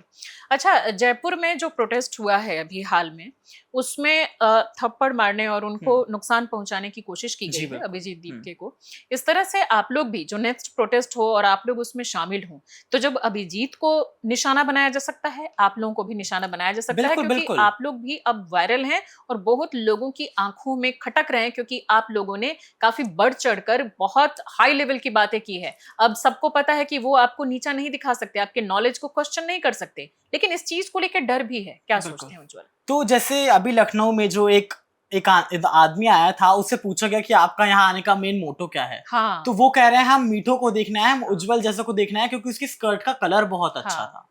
तो यहाँ पे हम दिल्ली में भी एक्सपेक्ट कर सकते हैं कि हमारे साथ भी हाथापाई हो सकती है। जब अभिजीत दीपके के साथ हो सकती है तो हम कौन हैं? तो हमें भी डर है, बट हमें हमारी सेफ्टी का ध्यान भी इन्हें ही रखना है, पुलिस को ही रखना पड़ेगा। एंड हम जाके गुजारिश करेंगे कि लाइक कोई पुलिस कर्मी हमारे साथ रहे। और इन सब चीजों की वजह से हमारा राइट ऑफ प्रोटेस्ट क्यों वायलेट हो? सही बात। ये हमारा अधिकार है प्रोटेस्ट करना, और ये सब मीडियाओं की वजह से, इनके प्रोपोगेंडा की वजह से हमारी सेफ्टी का इतना बड़ा कंसर्न हुआ है। और हम प्रोटेस्ट पे क्यों ना जाएं इस वजह से कि अब ये भी कह सकते हैं कि भाई घर पे रहो, प्रोटेस्ट मत करो। क्यों ना करें हम? ये आपकी गलती थी जो आपने इतना मीम मटेरियल बना के हमारे ऊपर थ्रेट्स लगवा दिए, ये आपकी गलती थी। और हम तो प्रोटेस्ट करेंगे और जाएंगे, लेकिन हाँ, सुरक्षा मिलना भी हमारा अधिकार है। अगर ऐसा कुछ होता है हमारे साथ तो जवाबदेही भी नहीं की होगी। एंड ये सरकार डरती है तभी तो जाके थप्पड़ मारे, क्योंकि इनके पास बोलने के लिए कुछ है नहीं, अकाउंटेबिलिटी इनके पास है नहीं। तो हालांकि ये सोचिए गवर्नमेंट ये हाथापाई कह करते सकती है हैं। कि जिन लोगों ने भी ऐसा किया है वो हम उन्हें नहीं जानते, बोलने के लिए तो सरकारी तंत्र बिल्कुल, ये बिल्कुल, बोलते हैं। बिल्कुल। लेकिन उन लोगों के ऊपर अगर सही ढंग से कार्रवाई हो तो अगली बार वो लोग हिम्मत ही नहीं करेंगे कि वहां जाएं और हाथापाई करें। बिल्कुल, बिल्कुल। चलो, थोड़ा सा इसको आप लोगों के थोड़ा सा पर्सनल लाते हैं, क्योंकि वो भी हमारे सोसाइटी को जानना बहुत जरूरी है। हर्षित, आप बताइए कि घर में पहली बार ऐसा कब नोटिस हुआ कि आप बाकी बच्चों से अलग हैं, या आपने कब महसूस किया? मैं हमेशा से था, मतलब मेरा बहुत ज्यादा फेमिनाइन एनर्जी बहुत ज्यादा हमेशा से ओवर पावर करी है मुझे। और मुझे हमेशा से वो सारी चीजें करना पसंद था जो लड़कियों को पसंद है, अभी भी वही है। और I love to makeup, I love to wear colourful clothes, and अगर समाज के हिसाब से ये लड़का लड़की है तो। And I think I can also tell people about sex and gender में फर्क क्या होता है। सेक्स वो होता है जब हमारे पैदा होते वक्त डॉक्टर हमारे जेनिटल्स को, सेक्सुअल ऑर्गन्स को देखकर बताते हैं कि ये लड़का है, लड़की है। या इंटरसेक्स, इंटरसेक्स वो लोग होते हैं जिनके पास मेल और फीमेल दोनों सेक्सुअल ऑर्गन्स होते हैं अंडर डेवलपमेंट। वहीं जेंडर इसके पूरा विपरीत होता है। जेंडर एक एहसास होता है, और जेंडर वही इंसान बता सकता है जो इस एहसास को महसूस कर रहा हो। जैसे मैं एक एग्जांपल हूँ, और जेंडर समाज का दिया हुआ होता है। जैसे एक एग्जांपल है कि पिंक है तो लड़की, ब्लू है तो लड़का। लेकिन ऐसे भी तो लोग होंगे जिनको अपनी जिंदगी में कुछ अलग रंग चुनने हो, वो नहीं चाहते हो पिंक और ब्लू की बाइनरी में फिट होना। तो ये जेंडर होता है। और जेंडर मेल, फीमेल और ट्रांस भी हो सकता है। ट्रांसजेंडर के अंदर भी बहुत स्पेक्ट्रम होता है, like gender fluidity, gender fluid मैं हूँ, जेंडर फ्लूइड होता है, trans men, trans women, non binary, asexuality, बहुत सारी चीजें। Asexuality is a different thing, but trans में भी बहुत सारे स्पेक्ट्रम होता है। तो ये समझना जरूरी है। और जेंडर एक एहसास है जो कोई नहीं बता सकता। एक मेडिकल बोर्ड जैसे भी ट्रांस बिल आया है ना, तो ट्रांस बिल में ही कहा गया कि मेडिकल बोर्ड बताएगा कि आपका जेंडर क्या है। नहीं बता सकता। साइंस खुद मानती है कि जेंडर एक एहसास है, और वही इंसान बता सकता है जो उसे महसूस कर रहा है। तो मैंने अपने भीतर उस एहसास को पाया है, और मैं उसे बहुत सेलिब्रेट करता हूँ। मैंने अपने अंदर की फेमिनाइन एनर्जी को बहुत एम्ब्रेस करा है और बहुत अच्छे से स्वीकारा है। और यही एक शायद रीजन भी है कि मैं इतना कॉन्फिडेंटली आपसे बात कर पा रहा हूँ, क्योंकि मैंने अपने आप को बहुत अच्छे से स्वीकारा है। मेरी परवरिश मेरी दादी के साथ हुई है, जिन्होंने मुझे दुर्गा सप्तशती जैसी चीजें पढ़ाई हैं हमेशा से, और कैसे उन्होंने मुझे काली की कहानियां और दुर्गा की कहानियों से एम्ब्रेस करा है। तो एक फेमिनाइन अर्ज मेरे अंदर बहुत ज्यादा बिल्ड है। और हाँ, तो I love to celebrate myself. मैंने हमेशा से पाया अपने भीतर, और मैं हमेशा एम्ब्रेस करूंगा उसे। ओके, आप उज्जवल, आपको कब घर में ये मतलब मम्मी पापा द्वारा या फैमिली द्वारा कब नोटिस किया गया कि हमारा बच्चा थोड़ा अलग है, या आपको कब फील हुआ? लाइक अगर मैं अपनी पर्सनली बात करूं तो मुझे तो बचपन से ही पसंद था। लाइक डांस तो मेरा पैशन रहा है, तो बचपन से ही feminine dance and all. And पूजा पाठ में बेसिकली फेमिनिन एनर्जी की तरफ ज्यादा, लाइक दुर्गा, काली, राधा रानी, इनकी तरफ रहा है। बचपन से मुझे मेकअप करना, लाइक दुपट्टे से साड़ी पहन के घूमना, तो वो सब तो बचपन से ही रहा है। बाकी धीरे धीरे बड़े होते होते, मतलब मैंने कभी खुद को ऐसा नहीं समझा कि मैं गलत हूँ। मैंने हमेशा नहीं, अलग। अलग। लाइक अलग को आजकल लोग गलत बोल देते हैं। तो इसलिए मैंने बोला कि हाँ। मुझे हमेशा से लगा कि मैं अलग हूँ एंड हम्म। इसमें कोई बुराई नहीं है। हाँ। मैं भी इसी प्रकृति का बनाया गया हूँ। हम्म। तो मैंने कभी खुद को ऐसा नहीं सोचा कि मैं सबसे अलग क्यों हूँ। मैं खुद को as a natural human being मानता हूँ, जो मैं हूँ भी। तो बाकी पेरेंट्स की नजर में ये जब मैं 12-13 साल का था तब से आया ये। तब से ही लाइक गाली गलौज, डोमेस्टिक ये सब बहुत हो गया फैमिली में। हाँ, फैमिली में। तो जब उनको आपकी आइडेंटिटी का जैसे पता चला कि ये थोड़ा सा अलग है, तो क्या इसको लेके डोमेस्टिक हुआ? इसको भी लेके बहुत डोमेस्टिक हुआ है कि डांस क्यों करता है, ऐसे कपड़े क्यों पहनता है, ये क्यों करता है, यहाँ क्यों जाता है, वहां क्यों जाता है। एंड अभी लाइक रिसेंटली जब पर्सनली खुद से बोला, वो था अक्टूबर 2024। ये 1 साल पहले, 2 साल पहले। 2 साल पहले, हाँ 2 साल पहले मैंने खुद से बोला। मतलब खुद से तो मैंने बोला ही नहीं। तो हुआ क्या था, मैं दादी का फोन यूज करता था उस टाइम। तो दादी के फोन में मेरे सारे ग्रुप्स वगैरह थे, क्वेयर फ्रेंड्स वगैरह। तो वो सर मैंने लॉग चैट्स में डाल रखे थे। तो एक बार दादी से गलती से व्हाट्सएप डिलीट हो गया, तो बुआ ने दोबारा जब व्हाट्सएप डाउनलोड की, सारी लॉग चैट्स अनलॉक हो गई। एंड तो सारी चैट्स बुआ ने पढ़ ली एंड बुआ ने मुझे कन्फ्रंट करने के बजाय सीधा दिवाली के दिन घर पे आई ही पटाखा फोड़ दिया। घर वालों को बता दिया? हाँ, सबको बता दिया। फिर बहुत कलेश हुआ। तो मम्मी का क्या रिएक्शन था? चलो पापा तो आपके नहीं थे, मम्मी का क्या रिएक्शन था? तो मम्मी का मतलब काफी नेगेटिव ही रिएक्शन रहा है। मेरी मम्मी से तो कभी भी नहीं बनी है, अगर मैं बात करूं तो वो उनका क्या कहना था कि अपनी आइडेंटिटी को तुम छोड़ दो और मैं जैसे बोलूं वैसे कपड़े पहनो और वैसे रहो, और वैसी सोच को भी बदल दो, अपने जेंडर को भी बदल दो? यही था उनका कि लाइक घर से निकलना बंद करो एंड ऑल। तो इस टाइम का मैं एक चीज हाईलाइट करना चाहूंगा। तो मेरी बुआ ने मुझसे क्वेश्चन पूछा। उस टाइम मैं कितने साल का था, 17 साल का होऊंगा मैं उस टाइम में। तो मेरी बुआ ने मुझसे पूछा कि क्या तू कभी फिजिकल हुआ है? अच्छा। तो मैं मना करने वाला था, तब तक मेरी माताश्री बोल उठी कि दिल्ली जाता है, पता नहीं कितने मर्दों के साथ सोया होगा। ओह गॉड। ये मेरी मम्मी के वर्ड्स हैं, मैं यहाँ पे कुछ फ्रेम करके नहीं बोल रहा हूँ। यानी कि उन्होंने एक बार भी सच्चाई जानने की कोशिश नहीं की, सीधे खुद से ही अज्यूम कर लिया कि ये तो सब कर चुका है। बिल्कुल। वो तो पहले भी कहती थी कि तू बड़े होके कोठे पे नाचेगा, कोठे पे काम करेगा। मम्मी ने ये डॉक्टर की लैंग्वेज है। तो मैं औरों से मैं क्या एक्सपेक्ट करूं? मैं तो ये बोलूंगा कि मुझे घर वालों से ज्यादा बात है, पता है। वैसे तो हम लोग ऐसे नॉर्मल बात कर रहे हैं, लेकिन मैं आपके द्वारा और भी बहुत फैमिलीज और ऐसे बहुत बच्चों को देख पा रही हूँ। ये बहुत चिंता की बात है। अरे दिल्ली में तो एक पेरेंट्स ने अपने बच्चे को जहर दे के मार दिया, जान से मार दिया। ये कब की बात है? ये तो 2-2.5 साल हो गए। और भोपाल का केस है, करेक्टिव तो आजकल बहुत बढ़ रहा है कि लाइक अगर लड़की लेस्बियन है तो उसका बाप ही उसका रेप कर रहा है कि लगे कि ठीक हो जाए, भाई से रेप करवाते हैं। ओहो, ऐसी घटना आई है सामने? ऐसी घटनाएं बहुत आई हैं। और ये सब विलेज की तरफ ज्यादा होता है, जैसे हरियाणा हो गया, भोपाल के विलेजेस हो गए, जो कि खबरों में आ भी नहीं पाता। हाँ, इसलिए वो खबरों में आ ही नहीं पाता है। तो ये चीजें बहुत हुई हैं। खैर, हाँ, फिर क्या हुआ? आप जो बता रहे थे बुआ वाली बात। हाँ, तो फिर उन्होंने ये बोला and I was like shocked. मुझे ये तो पता ही था कि इनका रिएक्शन ऐसा ही होगा, क्योंकि लाइक सेंस ऑफ ह्यूमर तो, सेंस ऑफ ह्यूमैनिटी तो इनमें है ही नहीं। क्योंकि जब मैं पैदा, क्योंकि मतलब मेरा मम्मी से अटैचमेंट ना होने का रीजन एक और है। जब मैं पैदा हुआ था, तो जब मैं 3 महीने का था, तब मेरी मम्मी ने मेरे भाई बहन भी उस टाइम 1, 2, 3 साल के होंगे। तो मेरी मम्मी ने बोला था इसे मैं नहीं पाल पाऊंगी, इसे नानी क्या छोड़ दो। अच्छा। तो मैं 5-6 साल तक नानी क्या ही रहा। अच्छा, जबकि उस समय तो कोई ऐसी आइडेंटिटी नहीं, बात कुछ भी नहीं थी। हाँ, उस टाइम में कुछ ऐसी आइडेंटिटी वाली बात भी नहीं थी। वो रीजन उस टाइम का मुझे नहीं पता, मुझे बताया नहीं गया, व्हाटएवर। तो उस टाइम फिर मैं 6 साल का हुआ, तब भी मेरी दादी ने मुझे बुलाया। मेरी मम्मी का तो यही था कि उसे वहीं रहने दो। ये बहुत बार मैं देखती हूँ कि लोग बच्चे पैदा कर देते हैं, लेकिन उसको नानी दादी के यहाँ छोड़ देते हैं, पालते नहीं है और कुछ अलग अलग वजह बता देते हैं। मेरी मम्मी जो जिस हॉस्पिटल में है, जिस प्राइवेट हॉस्पिटल में डॉक्टर हैं, एंड वहाँ के मोस्ट ऑफ द लोगों को यही नहीं पता है कि इनके 3 बच्चे हैं। सबको उन्होंने बता रखा है कि मेरे 2 बच्चे हैं। अच्छा। मेरे घर पे भी अगर मेरे भाई बहन के फ्रेंड्स आते थे, यानी आपको आइडेंटिटी तो छोड़ दो, आपका एग्जिस्टेंस ही खत्म कर दिया उन्होंने। मेरे भाई बहन के फ्रेंड्स आते थे तो वो बोल देते हैं चाचा का बेटा है, मामा का बेटा है, ये पहचान की वजह से। हाँ, बिल्कुल।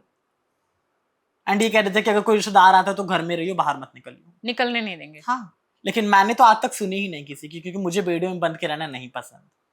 मुझे जो करना है वो मैं खुल के करूंगा, और मुझे पता है मैं कुछ गलत तो नहीं यानी कर कि रहा इस प्रोटेस्ट से पहले भी ये सारा कुछ चल रहा था। हाँ, और बहुत, ये एक बहुत। बहाना मिल गया कि इसको घर से निकाल दो। बिल्कुल बिल्कुल। जब ये 2024 में ही बात हो रही थी इसे घर से निकाल दो, ये तक बोला गया था कि इसके हाथ पैर तोड़ के घर में बिठा दो, कुछ दिन में मर जाएगा अपने आप।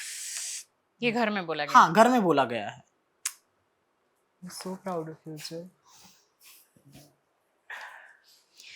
तो अभी ने और ये मैंने बोला कि 12th हो जाए, सिर्फ 12th तक मेरे को रहने दो, एंड 12th का मैं लास्ट एग्जाम दे के आता हूँ, एंड देवर लाइक कि 12th हो गई, अब निकल जा। और तब तक ये प्रोटेस्ट वाली चीज हुई तो हाँ, उनको एक मौका मिल गया कि अब तो तुम एंड अभी मैं कल troll जाऊंगा, हो घर रहे हो। जाऊंगा, अपना सामान कैसे छोड़ दूं? मैं इतने सुंदर सुंदर कपड़े खरीद रखे हैं मैंने, वो नहीं छोड़ सकता मैं, सॉरी। आपके सर्टिफिकेट्स भी होंगे, बिल्कुल, सारे यादें भी जुड़ी सर्टिफिकेट्स होंगी, हैं सब कुछ और लेना होगा। मार्कशीट्स हैं, मेरी प्यारी प्यारी फोटोज हैं एनुअल फंक्शन की, वो सब मैं नहीं छोड़ सकता बिल्कुल भी। तो But I आपको think लगता है कभी-कभी कि घर जाओगे तो कुछ आपके साथ प्रॉब्लम भी हो सकती है? हाँ, हो सकती है, आई कैन टोटली आप अंडरस्टैंड। कुछ फ्रेंड्स को लेके जाना, इनको हर्षित बिल्कुल को भी ले बिल्कुल, जाना। मैं फ्रेंड्स को लेके अभी ही आप इवन कहाँ वी रह रहे ऑल्सो हो? हैव इंटरनेट की मम्मी, अगर आपको पता हो तो वो आरवे फरीदाबाद में एक आरवे का केस हुआ था जिस बच्चे ने सुसाइड करा था, तो उनकी 15th मम्मा, फ्लोर से कूद के। हाँ उनकी मम्मा बहुत सपोर्टिव है टुवर्ड्स द कम्युनिटी, क्योंकि उन्होंने अपना बच्चा खोया है इसी वजह अच्छा से। अच्छा। तो और उनको थोड़ा सिक्योरिटी सेफ्टी का भी वो रहता है, but she is very supportive, तो आई थिंक वी कैन आप हेल्प ले लेना, ऐसे मत जाना, और अपनी चीजें बिल्कुल लेकर के आना। आपकी फैमिली क्या इनसे डिफरेंट थी? क्योंकि मुझे ऐसा लग रहा है। जी, मेरी थोड़ा फैमिली अपना एक्चुअली experience डिफरेंट बताओ। थी। मेरी फैमिली मैं कहूँगा जेंडर आइडेंटिटी को लेकर सपोर्टिव थी या नहीं थी, आई डोंट नो, क्योंकि कभी हमने इस पे चर्चाएँ नहीं करी। लेकिन परवरिश में सपोर्टिव थी, और सबसे अच्छी चीज़ मेरी जो दादी और दादाजी थे, ये बहुत ज़्यादा खुली सोच और विचारों के थे। और कौन से शहर और से? वो तो बनारस से हैं आप।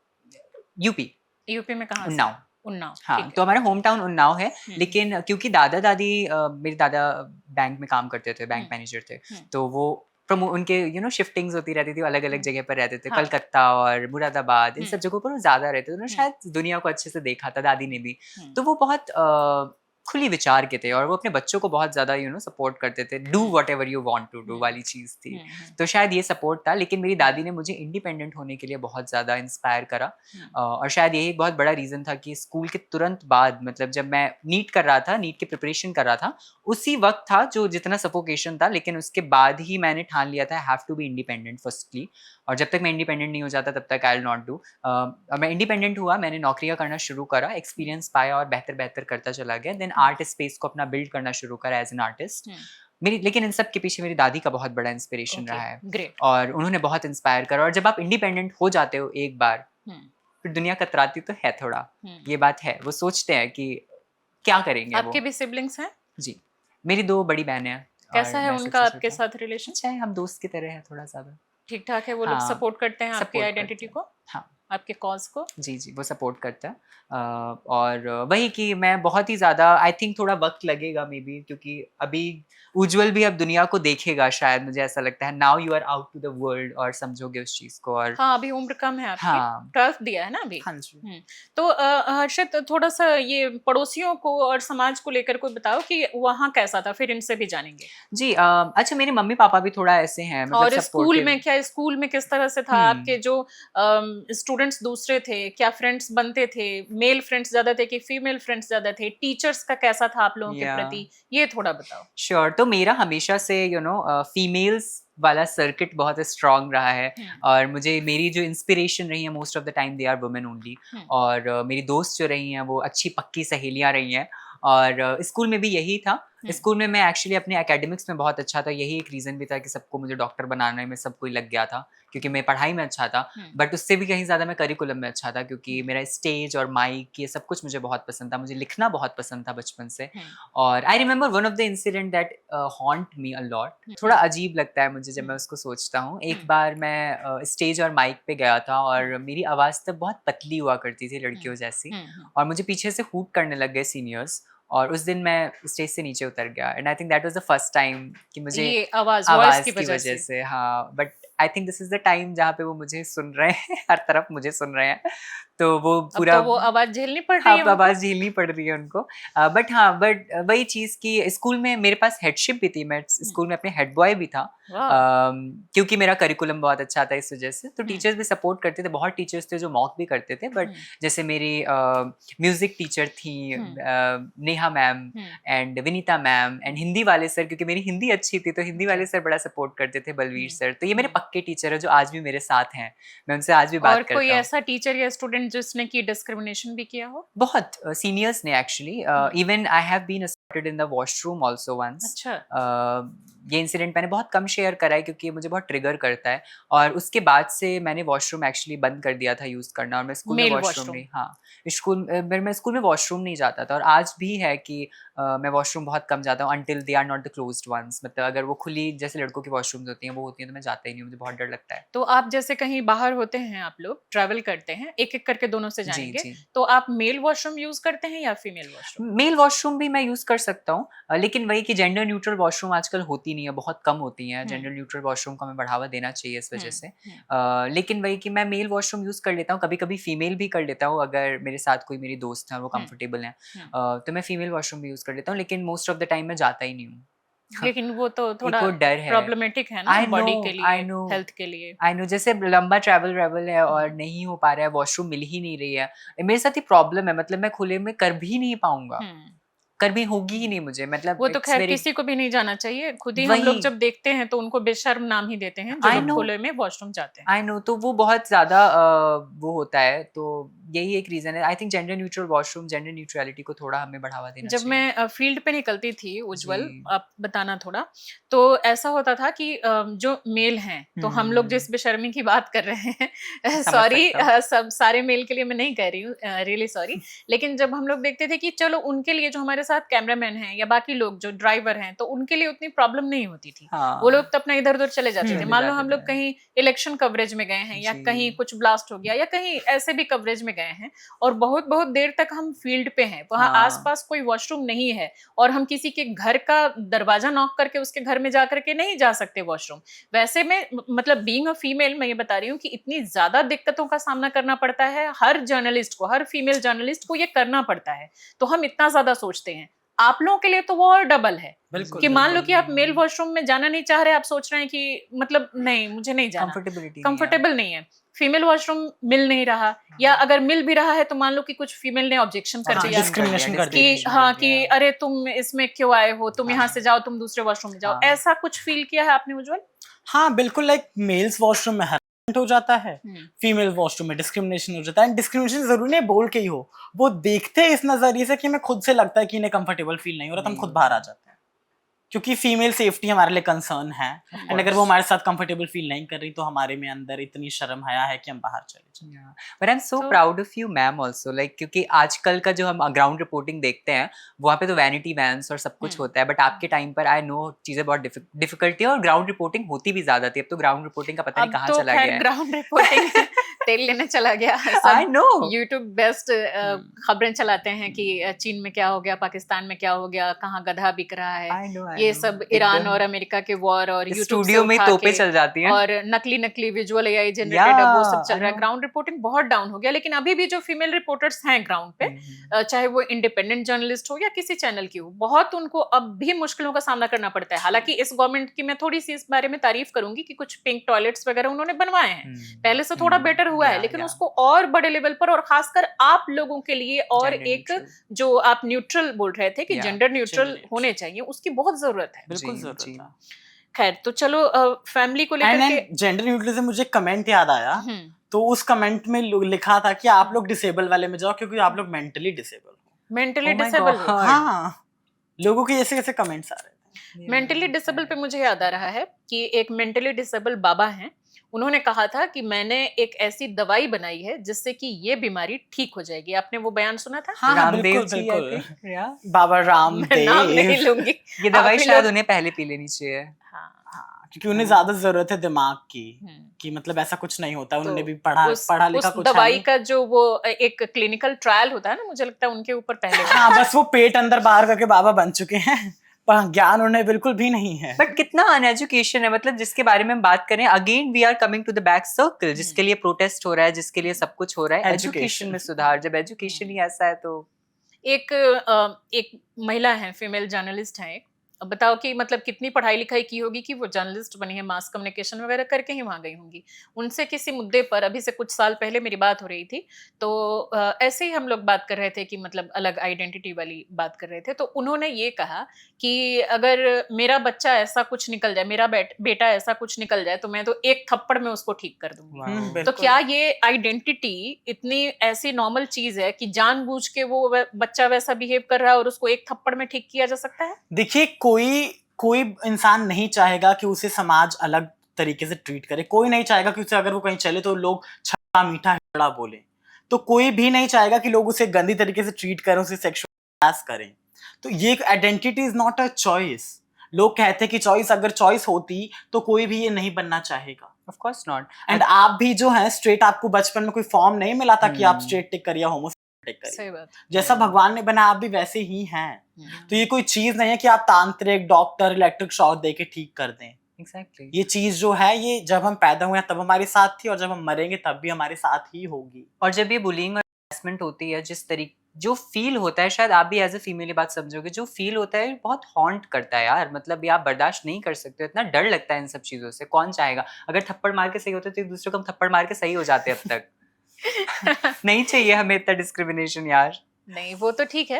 एक इसमें और सवाल उठाते हैं सोसाइटी के लोग, जैसे कि मैं अक्सर ना आप लोगों के फेवर में बात करती हूँ और मेरे सामने बहुत बार ऐसे लोग आते हैं जो कि मुझे क्वेश्चन करते हैं कि अरे तुम इन लोगों का फेवर क्यों करती हो।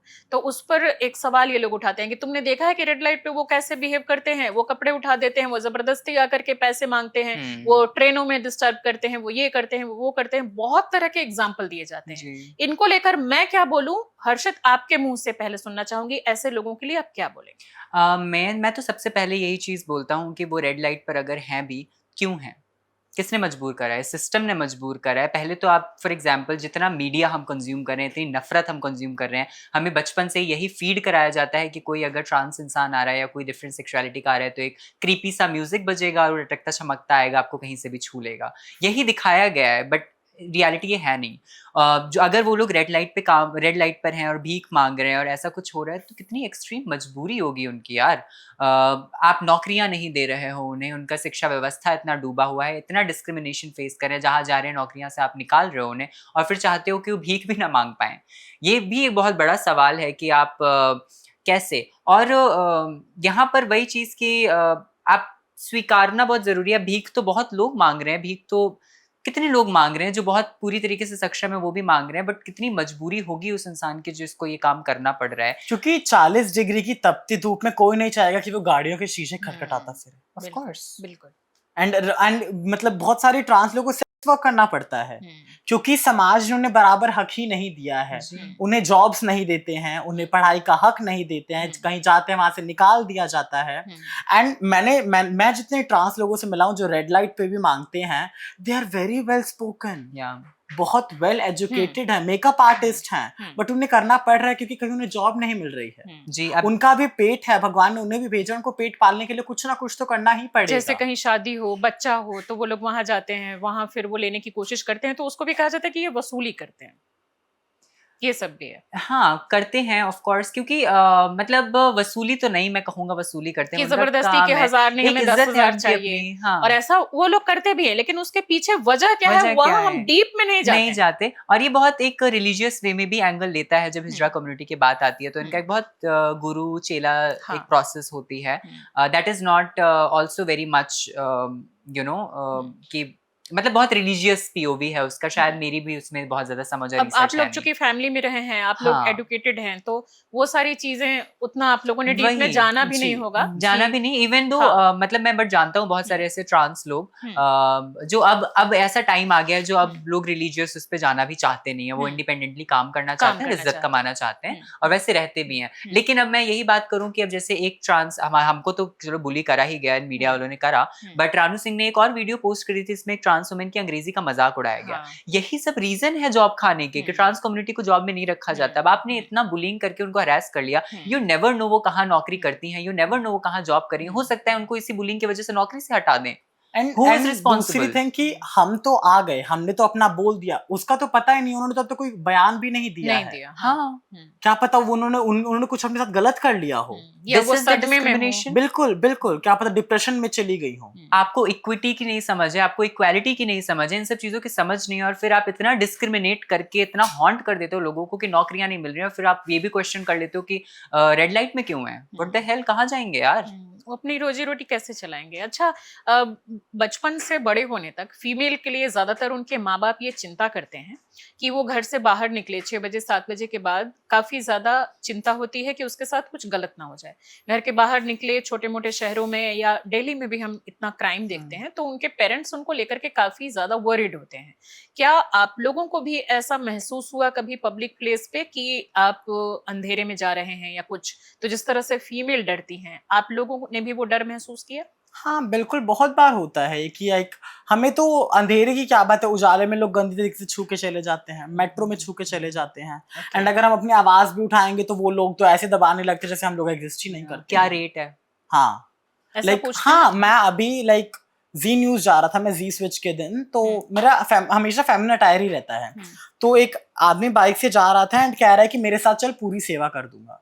मैंने उसे हेलमेट उतार के थप्पड़ मारा है वहीं पे। ये आजकल की बात है? ये परसों या उससे पहले वाले दिन की बात है, जब मैं जी स्विच में गया था, तो वहां मैंने उसे थप्पड़ मारा है। मैंने बोला कि पहले अपनी औकात देख, पहले अपना स्टैंडर्ड देख, किससे बात कर रहा है। तो ये चीज बहुत कॉमन है हमारे लिए। हर्षित, आप वो बिल्कुल फेस किया है? बिल्कुल बिल्कुल, मतलब अब क्योंकि बीइंग एन आर्टिस्ट मेरा भी बड़ा ऐसे रिफ्लेक्टिव और क्वेयर और कलरफुल क्लोथिंग्स, कभी ब्रेड्स तो कभी मेकअप और एवरीथिंग, क्योंकि मैं भी आर्टिस्ट हूँ और मुझे अच्छा लगता है खुद को सेलिब्रेट करना। तो जब भी आप, और मुझे ऐसा लगता है सबसे ज्यादा बुलिंग तब होती है जब आप सबसे खुशी वाले मूड में हो ना, जिस दिन आप सबसे ज्यादा खुद को सेलिब्रेट कर रहे हो, आप बड़े खुश हो, उसी दिन कुछ ना कुछ ऐसा ट्रेजिक जरूर कि होगा। कुछ अच्छे कपड़े पहने हाँ, हो, पीछे से कलरफुल आकर, कुछ हाँ, मेकअप वेकअप किया जी हो। जी जी, पीछे से आके आप कोई हॉर्न बजा देगा, रेट पूछ लेगा, रेट बता दो, और फिर वही चीज कि आपको फिर इतना आप देख लेते हो कि आपको सब कुछ हॉन्ट करने लग जाता है। आप बाहर निकलते ही हो तो ऐसा लगता है कि हर तरफ से नजरें आपको घूर रही हैं। तो नहीं भी ऐसे हो फिर में भी। कभी आपको लगा कि काश मैं भी नॉर्मल इंसानों जैसा होता तो जिंदगी ज्यादा आसान होती? नहीं, मुझे ऐसा तो खैर नहीं लगा। I celebrate myself and I own my identity by all means and I will be doing that. मैं बहुत ओन करता हूँ उसे। आप करो, मुझे पता है कि ठीक है, ये उनकी मानसिकता की प्रॉब्लम है, ये उनकी सोच की समस्या है, बहुत सक्रिय और छोटी और ओछी सोच है उनकी, इस वजह से ऐसा करते हैं। मुझे दया भी आ जाती है कभी कभी, बट वही कि मैं खुद को बदलूं क्यों भाई, अपनी सोच बदलो। आप लोगों के ज्यादा दोस्त मेल हैं या फीमेल, उज्जवल? मेरा बहन चाह रहा है मतलब हमारा जो सर्कल है वो है आओ बहन चुगली करें। या तो मेरे में मोस्टली फीमेल फ्रेंड्स तब है, आप बट मेरे साथ भी कर सकते हैं। हाँ बिल्कुल, Of course. मतलब मेरे मोस्टली फीमेल फ्रेंड्स ही हैं, बट जो मेल फ्रेंड्स भी है वो भी काफी सपोर्टिव है, काफी अच्छे हैं। तो हाँ, या सेम सेम, मतलब मेरी तो बहुत ज्यादा इंस्पिरेशन ही हमेशा से फीमेल रही है। फॉर एग्जांपल मुझे हमेशा से किशोर कुमार से ज्यादा लता मंगेशकर पसंद आई हैं, और किसी फीमेल एक्टर से कोई एक्ट्रेस ज्यादा पसंद आई। जर्नलिज्म में आई टोल्ड यू कि you been the very big inspiration for me. Icon है Thank you Shweta so Jaya much. तो। या Thank you. ऑफ कोर्स, मतलब और कोई है भी नहीं मुझे लगता है फीमेल जर्नलिस्ट अभी जिसको मैं I can claim for. But वही कि मतलब यही चीज कि मुझे हमेशा से फीमेल कैरेक्टर्स ने बहुत इंस्पायर करे ना, लव दैट, और वो एनर्जी में खुद में ही पाने लग जाता हूँ बिकॉज ऑफ दैट इंस्पिरेशन। बहुत अच्छी बात है। आपकी उम्र काफी कम है, वैसे कम तो आपकी भी है, लेकिन वो आपसे भी काफी छोटे हैं। तो उज्जवल, कभी आपको ऐसा लगा कि इतनी ज्यादा ट्रोलिंग हो रही है, इतना ज्यादा सोसाइटी में निकलने में प्रॉब्लम हो रही है, और इनके साथ तो फैमिली सपोर्ट था, आपके साथ वो फैमिली सपोर्ट भी नहीं था, ऐसे में आपका स्ट्रगल ज्यादा रहा होगा, और आपकी उम्र भी कम है, अभी इतनी सारी चीजें अलग अलग चैनलों पर अब आपको बुलाया जा रहा है, अच्छे सेंस में भी लिया जा रहा है। अभी दिमाग में क्या चल रहा है पिछले एक हफ्ते से? पिछले एक हफ्ते से दिमाग में पहले तो ये मतलब क्या कितने सवालों के जवाब दूं, मैं थक चुका हूँ। मैं भी सवाल ही पूछ रही हूँ। नहीं, बट आपके questions are intellectual, logical, and I think we were the most excited for this हाँ कन्वर्सेशन। मतलब क्या लॉजिकल क्वेश्चंस ही हैं आपके। बाकी तो ये क्या मतलब बेफिजूल के सवाल ही पूछ रहे हैं। बाकी मेरे दिमाग में है कि negative PR is also PR. तो देखो अगर व्यूज आ रहे हैं 1.5 करोड़ के आसपास रीच जा रही है मेरे अकाउंट की, तो why not use that. And मैंने अभी एक फनी कंटेंट डाला, तो अभी आपने जो बताया था बीजेपी वाला जो युवा वाला है, उसने उस पे भी डाल दिया बना के। हाँ, उसने वो वाली वीडियो उठा के अपने उसमें शेयर कर दिया।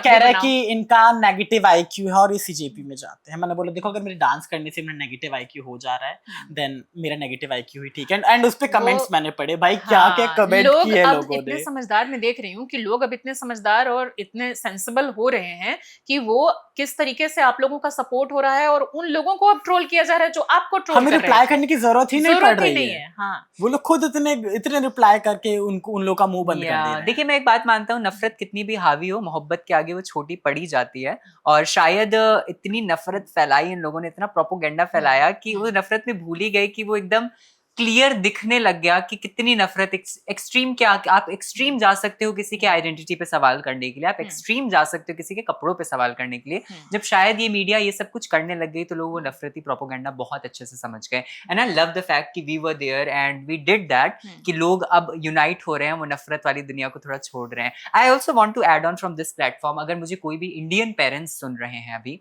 जैसे कि युवा मोर्चा वालों ने, अंकल ने बताया कि अगर वो बच्चे मतलब आप अपने बच्चों को प्रोटेस्ट में भेजेंगे तो ऐसे हो जाएंगे, तो मैं इंडियन पेरेंट्स से एक सवाल करना चाहूंगा। आप 2 मिनट के लिए आंखें मूंद कर अपने दिल में हाथ रख के सवाल पूछिए कि जब आप नहीं होंगे तो आपके बच्चों का क्या होगा। जितनी आपकी उम्र है, आपके बच्चे 2 गुना तो ज्यादा जीने वाले हैं साइंटिफिकली। और जिस तरीके से देश का हाल चल रहा है, हवा लेने के लिए मतलब सांस नहीं मिल रही है, लाइनों में खड़े हो रहे हैं, पोल्यूशन है, जॉब नहीं पॉल्यूशन है, इतनी जॉब problems नहीं है, पहाड़ नदियां और सब कुछ काटा पीटा जा रहा है, LPG की पेड़ दिक्कत। काटे जा रहे हैं, मतलब कोई निकोबार तक लोग पहुंच गए हैं पेड़ काटने। कहाँ जाएंगे आपके बच्चे? आप सोचते हो कि बच्चों को आप प्रोटेस्ट पे नहीं भेजोगे तो सब कुछ सही है, लेकिन आपके जाने के बाद आपके बच्चों का क्या होगा? क्या ये खाएंगे, पूछिए। किस हवा में सांस लेंगे, किस जमीन पे रहेंगे। बिल्कुल बिल्कुल। एंड जो ये लोग कहते हैं कि इनके साथ रहेंगे तो हमारे बच्चे भी ऐसे बन जाएंगे, मैं अपने क्लास का टॉपर रहा हूँ, तो मेरे साथ रह के बच्चे टॉपर तो नहीं बन गए। आपका कितना परसेंट आया था अभी बताया हर्षित ने? मेरे 92 आए थे एंड 10th में 94 आए थे। 94। तो हाँ। क्या बाकियों जो आपके साथ में थे सब के आ गए? नहीं, बिल्कुल नहीं आए। एंड अगर आपको चाहिए तो आप प्रूफ, मेरे स्कूल जाइए, मेरा स्कूल बहुत सपोर्टिव है। मैंने अपने एनुअल फंक्शन पे साड़ी पहनी है, एंड मैं स्कूल में हमेशा फेमिनिन वे में रहा हूँ, एंड हमेशा टीचर प्रिंसिपल सबने सपोर्ट किया है। Great. आप स्कूल में जाके प्रूफ मांगिए किस किस को इसने गे बनाया है। कौन सा जाइए, स्कूल था तुम्हारा? चौधरी छबिलदास पब्लिक स्कूल गाजियाबाद में ही है। गाजियाबाद हाँ का। जी। चलो, स्कूल अच्छा है। Very nice. बहुत अच्छा स्कूल है। उनका मतलब उनको क्रेडिट अगर जाता है तो उनका नाम बिल्कुल हाँ, लिया हमारे जाना स्कूल चाहिए। में अभी मतलब ट्रांस टीचर भी हैं। वाह, अभिनव सर नाम है, he was a trans teacher. Great Wow. Great. ठीक है, तो आगे करियर के लिए क्या सोचा है? पहले हर्षित से जानते हैं कि अभी आपका करियर जैसे आर्ट फील्ड में चल रहा है, आगे आपने अगले 5-10 साल में क्या सोचा है, किस दिशा में जाएगा करियर? मुझे स्टीरियोटाइप्स तोड़ने में बड़ा मज़ा आता है, और बीइंग एन आर्टिस्ट मैं बहुत एंजॉय करता हूँ। जब मैं स्टेज पे होता हूँ, वो मेरा सबसे ज़्यादा खूबसूरत रूप होता है। I enjoy myself when I have mic, when I have stage, मुझे बड़ा मज़ा आता है। और शायद मैं पूरी ज़िंदगी वैसे ही खुद को देखना चाहता हूँ, और मैं चाहता हूँ कि मेरी मौत भी स्टेज पर हो। और एक और भी चीज़ कि मुझे डिग्रियाँ भी लेने में बड़ा मज़ा आता है मेरा बहुत, क्योंकि I been a very good student, और मुझे डिग्रियाँ भी चाहिए, लेकिन मैं चाहता हूँ कि मैं वो भी स्टीरियोटाइप की तरह तोड़ कर ही लूँ। जब मैं बूढ़ा हो जाऊँ तब मैं बच्चों के साथ स्कूल में बैठूँ और कॉलेज में बैठूँ, तब तक शायद हो सकता है मेरी फाइनेंशियल स्टेबिलिटी भी होगी, क्योंकि मुझे सब कुछ, मुझे आदत रही है मेरे अंडरवियर से लेकर मेरे मोबाइल रिचार्ज तक सब कुछ मेरे पैसों का हो। हम एक ऐसे समाज से आते हैं जहाँ पर हमें इनकरेज करा जाता है कि बच्चों अपने मम्मी पापा के पैसों पर पलो 10 साल तक लगभग ना। इंडिया में यही है। हाँ, कि अब 10 साल तक अपने मम्मी पापा के पैसों पर पलो, वही पढ़ा रहे हैं आपको, वही सब कुछ करें। बट मैं इसके हमेशा से बहुत खिलाफ था, मुझे इंडिपेंडेंट होना था बचपन से ही।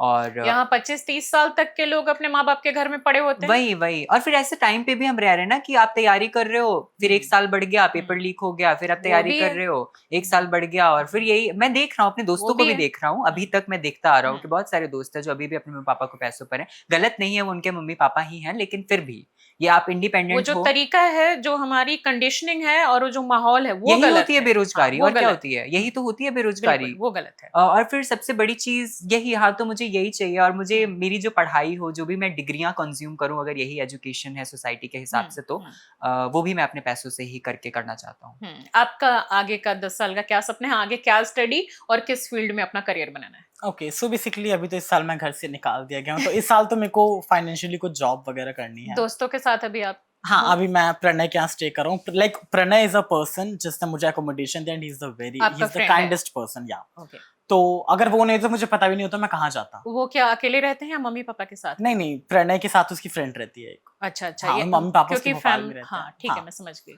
तो मेरा इस साल तो मेरे को जॉब करनी है, हम्म। बाकी नेक्स्ट ईयर से most probably either I will do bachelor in designing hmm. और या तो बैचलर इन फाइन आर्ट्स, क्योंकि मेरा आर्ट्स में, पेंटिंग में, फैशन में बहुत इंटरेस्ट रहा है। एंड डिग्री मैं इससे लूंगा, बाकी मेरे को मॉडलिंग में भी जाना है, मेरे को कोरियोग्राफी में भी जाना है, तो मेरे को बेसिकली आर्ट्स फील्ड में ही रहना है। तो अभी आपका, जैसे कि आप उनके घर पे रह रहे हो अपने दोस्त के साथ, लेकिन आपका पॉकेट खर्च वगैरह अभी कैसे चल रहा है, कैसे चलेगा? सो लाइक पॉकेट खर्च में तो अभी बेसिकली मेरे कुछ कुछ सेविंग्स थी तो वही चल रही हैं अभी, क्योंकि मैं जब घर में भी रहता था तो भी मेरे घर वाले मुझे पैसे नहीं देते थे कि कुछ लाइक तू करते ये ले थे ले आप? ये ले ले। क्या कुछ करते थे? हाँ, लाइक मेरी पेंटिंग्स बिक जाती थी। ओके। हाँ, और लाइक मैं इवेंट्स होस्ट कर लेता था तो उससे पैसा आ जाता था कि मैं अपना खर्चा निकाल पाऊँ। मेरे घर वालों को क्या था, दादी स्कूल की फीस दे देती थी, घर पे जो खाना बनता था वो, अगर मुझे कुछ बाहर का भी खाना होता तो वो सब मैं खुद से ही देखता था। ओके। हाँ। तो अभी आपको नीड है, आप बोलें तो, अगर आप इजाजत दें तो हम पब्लिक से आपका अगर कोई क्यूआर कोड वगैरह वो हम डाल के कर सकते हाँ, हैं। लाइक फंड रेजर मेरे को वैसे भी Fundraise कर चलाना, मेरे सकते से हैं। बहुत एनजीओज ने बोला कि आप फंड रेजर चलाइए, तो वो Okay. तो मेरे को करना ही है, क्योंकि I एक साल का भी think, अकोमोडेशन एंड लिविंग, अभी मेरे को जॉब मिली नहीं है, अभी मुझे नहीं पता जब कब तक तक जॉब आपको मिलेगी। जॉब नहीं मिलती तब तक हम लोग वो कर सकते Of हैं। course, आप हाँ, चाहें बिल्कुल। तो इस प्रोग्राम के तहत आप अपना क्यूआर कोड दे देना, हाँ, हम इट वुड बी इसमें अ ग्रेट लगा, हेल्प, इट वुड हम बी अ उसमें ग्रेट लगा हेल्प। देंगे। हाँ। I love you Shweta, thank you. I love you too. तो शुरुआत मैं ही कर दूं?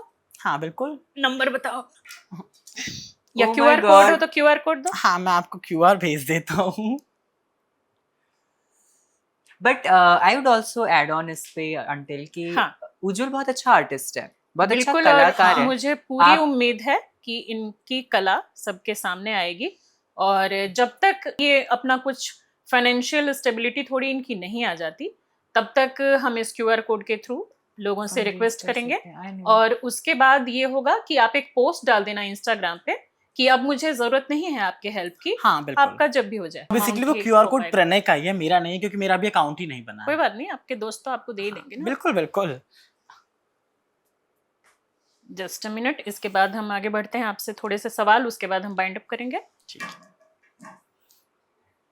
बट आई थिंक ये सारी चीजें, मुझे तो ऐसा लगता है कि ये जिन मीडियाओं ने हमें मीम बनवाया है, हमें हमारा मीम बनाया है, और ये सारी जिम्मेदारी उन लोग की भी बनती है। हाँ, उनसे भी फंड रेजर करवाऊंगा जाके। हाँ हाँ, और क्या, रानू और ये लोग मिलेंगे हमें जब प्रोटेस्ट में, देखो, हमें बात जरूर प्रोटेस्ट की थी, अगर रानू प्रोटेस्ट के बाहर मिलती तो इतना मैं मतलब क्या ही बोलूं मैं। प्रणव भौमिक नाम है। हाँ हाँ, Pranay Bhowmik. This is for you. Done done. इतना Oh my इतना नहीं, God. बस 10,000 है, ज्यादा नहीं है। पॉकेट Oh खर्च my God, थोड़ा मैम। चलता रहे आपका। What is this? Oh, नहीं ठीक है, ये मेरी ड्यूटी है। चलो अब नहीं, ये आपकी आगे ड्यूटी के, नहीं है वैसे। नहीं है, अगर मैं, आपकी फैमिली ने आपको अभी नहीं अपनाया, छोड़ा हुआ है, अगर हम आपकी फैमिली बन रहे हैं तो हमारी ड्यूटी है। Thank you so much, thank you सो नहीं, मच। इसमें थैंक यू भी नहीं बोलना है, ये हमारी ड्यूटी है। और लोगों से भी रिक्वेस्ट है कि वो भी इसमें हेल्प करें जब तक आपकी जॉब नहीं लग जाती। बिल्कुल, उसके बिल्कुल। बाद आप पोस्ट जरूर डाल हाँ देना। हाँ बिल्कुल बिल्कुल। और हम लोग बिल्कुल। फिर उसके बाद नहीं हेल्प करेंगे, ठीक है, आगे भी ठीक है। मैं करूंगी और लोग भी करेंगे, ठीक है? I है, might ठीक है। cry, girls. What are you doing? इन्हें नहीं दे रहे हैं, क्योंकि इनका ऑलरेडी चल रहा है काम। I know, इनको but थोड़ी I'm jealous so- jealous Harshit jealous है अभी आपसे। नहीं नहीं, हर्षित जलन नहीं होती। हर्षित शांत। नहीं, ओह I'm- गॉड। चलो आगे करते हैं, थोड़ा सा एक दो और सवाल, उसके बाद हम इसको खत्म करेंगे। ट्रांसफोबिया और होमोफोबिया की हम बात कर रहे थे हर्षित, इस पर आपसे जानना चाहेंगे कितना फील किया है आपने? बहुत ज्यादा, मतलब मैं अभी, क्योंकि you know why I am getting so overwhelmed, मैंने बहुत नफरत देखी है यार जिंदगी में। हम सब ने, मुझे ऐसा लगता है, क्यों LGBTQIA कम्युनिटी इतनी एम्पैथेटिक है। आप जब भी उनसे मिलोगे आपको खुद एक अलग सी एनर्जी फील होगी, आपको खुद लगेगा कि you are enjoying a lot, है ना, मजा आता है। क्योंकि हमने इतनी नफरत देखी हुई है कि हम नफरत बिल्कुल अंदर होती भी नहीं, और हम सबसे बहुत प्रेम और बहुत सौहार्द और बहुत अच्छे से ही मिलते हैं। हम चाहते हैं कि उनको एक बिट को भी ऐसा फील ना हो कि वो किसी अनकंफर्टेबल स्पेस में थे, और यही एक रीज़न है। और ट्रांसफोबिया और होमोफोबिया, आई थिंक ये सारी चीज़ें ना इंसानियत के आगे बहुत छोटी हो जाती हैं। तो प्लीज़ इंसान बनिए और इंसानियत को बढ़ावा दीजिए। जाति, धर्म, लिंग, ये सारी बातें बहुत ओछी और बहुत छोटी हैं इंसानियत के आगे। और हम ऐसे देश में रहते हैं, भारतीय होना ही अपने आप में बहुत गर्व की बात है, और भारतीय होना ही सबसे बड़ी इंसानियत की बात है। तो प्लीज़ इंसान बनिए। अच्छा, आजकल में कुछ कंटेंट देख रही थी, उज्ज्वल आपने भी शायद देखा होगा, जिसमें कि लड़के जो हैं वो अपनी मम्मी की मैक्सी, नाइटी वो सब कह रहे गर्मी का बेस्ट पहन कपड़ा। के, हाँ वो पहन के और वो रील डाल रहे हैं और इस चीज को सेलिब्रेट कर रहे हैं। कुछ तो फनी वे में कर रहे हैं और कुछ इसको दिखा रहे हैं कि जब फीमेल मेल के कपड़े पहन सकती हैं तो मेल फीमेल के कपड़े क्यों नहीं पहन बिल्कुल, सकते। बिल्कुल। क्योंकि हम लोगों के घरों में देखा जाता है कि भाई के कपड़े तो बहन को दे दिए जाते हैं कि ये तुम पहन लो, लेकिन अगर कोई लड़का फ्रॉक पहन ले तो उसको कितना ज्यादा शेम किया जाता है। रणवीर सिंह जो एक्टर हैं उन्होंने थोड़ा सा डिफरेंट ड्रेसेस Heels ट्राई वगैरह किए, का हील्स या स्कर्ट पहनने की कोशिश की तो कितना उनको ट्रोल किया गया। इसको किस तरीके से आप देखते हैं? देखिए समाज की मेंटालिटी ही है कि लाइक लड़के अगर हल्का सा भी फेमिनिन रह लें तो समाज को बात खटक जाती है, क्योंकि समाज के जो मर्दों की मेल ईगो है वो हर्ट हो जाती है। क्योंकि इनका क्या रहा है, हम मर्द हैं, जैसे अंजनी वत्स ने भी उसमें बोला कि हम मर्द हैं, हम देश बदल लेंगे। मर्द होके तुम 370 की बिरयानी का हिसाब मांग रहे हो, मर्द होके तुम इतने बलात्कार कर रहे हो, मर्द होके तुम इतना डोमेस्टिक वायलेंस कर रहे हो। एंड बात रही मर्द की तो शिक्षा मंत्रालय भी एक मर्द संभाल रहा है, भारत का सिस्टम भी एक मर्द संभाल रहा है। तुम देख रहे हो भारत के सिस्टम की क्या हालत है। सच्चाई है। I want Indira Gandhi back. Oh really?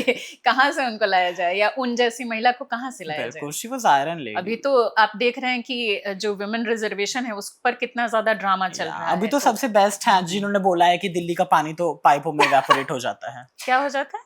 अभी रेखा शर्मा से पूछा, रेखा गुप्ता से पूछा गया कि दिल्ली में पानी की कितनी शॉर्टेज है, क्योंकि पानी की शॉर्टेज बहुत ज्यादा हो रही है, लाइक मालवीय नगर साकेत के एरिया में। तो वो कह रही हैं पानी पहुंचने से पहले इवेपोरेट हो जाता है, धूप ज्यादा हो रही है। तो ऐसी तो नहीं ही चाहिए। ऐसी बिल्कुल, अगर बिल्कुल, फीमेल मंत्री आ रही हैं तो ऐसी तो नहीं चाहिए। मेल हो या फीमेल, हमें पढ़ा लिखा सेंसिबल इंसान चाहिए। देखिए आप इस सिस्टम से, इस पार्टी से पढ़े लिखे लोगों की एक्सपेक्टेशंस ना ही रखे तो बेहतर होगा, क्योंकि ये मास रेपिस्ट को टिकट देते हैं, ये चौथी पास को टिकट देते हैं। तो इस पार्टी से क्या है, पार्टी में खुद इतने बैठे हैं, ये क्या लॉ बनाएंगे? And I think which is very sad कि हम एक सब ऐसे पार्टी टाइम वाले पर ना हैं। इधर उधर होते रहते हैं। वो तो आप देख लो ना, जो भी लोग हैं जिसकी सरकार होगी ज्यादातर कूद के उधर चले ही जाते हैं। Of course. और कितनी डरावनी बात है कि अभी जो सीबीएसई स्कैम हुआ, एक 17 साल के बच्चे ने उस स्कैम को उजागर करा, सबके सामने लाया। मुझे तो ऐसा लगता है कि शायद वो बच्चा नेशनल अवार्ड का हकदार है, उसको अवार्ड देना चाहिए। कितना बड़ा सीबीएसई का वेब उसने इतना बड़ा स्कैम उजागर करा है सबके सामने। इंस्टेड ऑफ डूइंग दैट उसको एंटी नेशनल और टेररिस्ट और पता नहीं क्या क्या बना दिया गया। पाकिस्तानी एक को तो बना दिया गया, वो सीबीएसई वाले बच्चे को। हिंदुस्तान के इतिहास में, आई थिंक वर्ल्ड के इतिहास में ऐसा नहीं होगा कि एक बच्चे ने इतना बड़ा, पूरे वर्ल्ड का सबसे बड़ा एजुकेशन वेब उसका स्कैम एक 17 साल के बच्चे ने उजागर कर दिया। मैंने भी कुछ पॉडकास्ट में बोला कि मुझे तो out of India like Pakistan, Bangladesh, Nepal, US, Brazil से सपोर्ट आ रहा है। तो मुझे भी कमेंट में लिखना शुरू कर दिया कि आप तो आतंकवादी हैं, आप तो पाकिस्तानी हैं। मेरे दोनों तीनों चैनल पे काफी पाकिस्तान के लोग मैसेज करते लिखते हैं कि proud of you, we are watching from Islamabad, Karachi, ये वो मैं सबको हार्ट करती हूँ या थैंक यू लिख देती हूँ। देखिए सपोर्ट ऑल ओवर वर्ल्ड आ रहा है, हेट सिर्फ अपने भारत से आ रहा है। और गुड कॉज को अगर कोई दूसरे कंट्री का, भले ही वो हम उसको दुश्मन देश मानते हो, लेकिन किसी गुड कॉज को अगर कोई सपोर्ट कर रहा है तो उसमें क्या प्रॉब्लम है? बिल्कुल। एंड जितनी भी गालियां आ रही है वो सब तो इंडिया से ही आ रही हैं। मैं जब दुबई घूमने गई थी तो हमें वहां पे दुबई मॉल में एक फैमिली मिली, पाकिस्तानी फैमिली। उन्होंने मुझे पहचाना, उस समय मेरा एंटरटेनमेंट चैनल था, ये वाला चैनल नहीं था। तो वो लोग काफी तारीफ कर रहे थे कि आप स्टोरी टेलिंग जो है बॉलीवुड को लेके, फिल्म इंडस्ट्री को लेके, वो हम देखते हैं और हम आपके बड़े फैन है। तो मैं उनको क्या बोलूं कि नहीं भाई तुम दुश्मन देश से हो, बात मत करो, मैं तुमसे नफरत करती हूँ। वही तो हम सबने हाथ मिलाया, उनको थैंक यू बोला। इंसानियत है हमारे में, इंसानियत नाम की चीज है हम लोगों। अभी भी काफी कमेंट्स पाकिस्तान वगैरह बांग्लादेश से आते हैं। जो अच्छे बुरे लोग तो हर जगह होते हैं ना, जो अच्छे हैं उनसे हम क्यों नजरें चुराएं, उनको क्यों ना हम प्यार दें। और भारत जितना भी हेट आया सब भारत से आया है। हाँ मतलब हमारे देश में भी हर तरह के लोग हैं, प्रेम भी बहुत आया है। हाँ, प्रेम भी बहुत आया है। तो एक लास्ट मैसेज आप दोनों लोग क्या देना चाहेंगे उन तमाम? उससे पहले मैं एक बताना चाहूंगा, मेरे को एक कमेंट आया था एक लड़की का, तो मतलब इतनी इनोसेंट है कि वो मेरे से कह रही है कि भैया जैसे हमारा पेपर कैंसिल हो गया है एंड अभी 21 तारीख को हमारा पेपर है, तो हमारा पढ़ाई का फ्लो टूट चुका है, क्योंकि टूट जाता है पेपर के बाद, बच्चे नहीं पढ़ना पसंद करते हैं।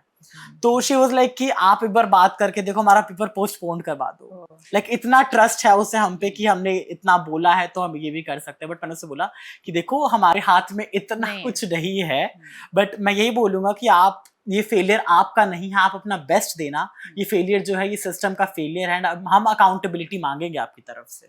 हम प्रोटेस्ट में जा रहे हैं, बिल्कुल, रेजिग्नेशन बिल्कुल। मांग एंड रहे हैं। इससे वो तो ज्यादा करना ही एक्सट्रीम पड़ेगा। पेनफुल शायद कुछ नहीं हो सकता। बच्चे की अब- होपलेसनेस देखिए हाँ, आप। हाँ, Oh कि my वो God, किससे वो किससे बात बोल रहा बोल है। रहा है।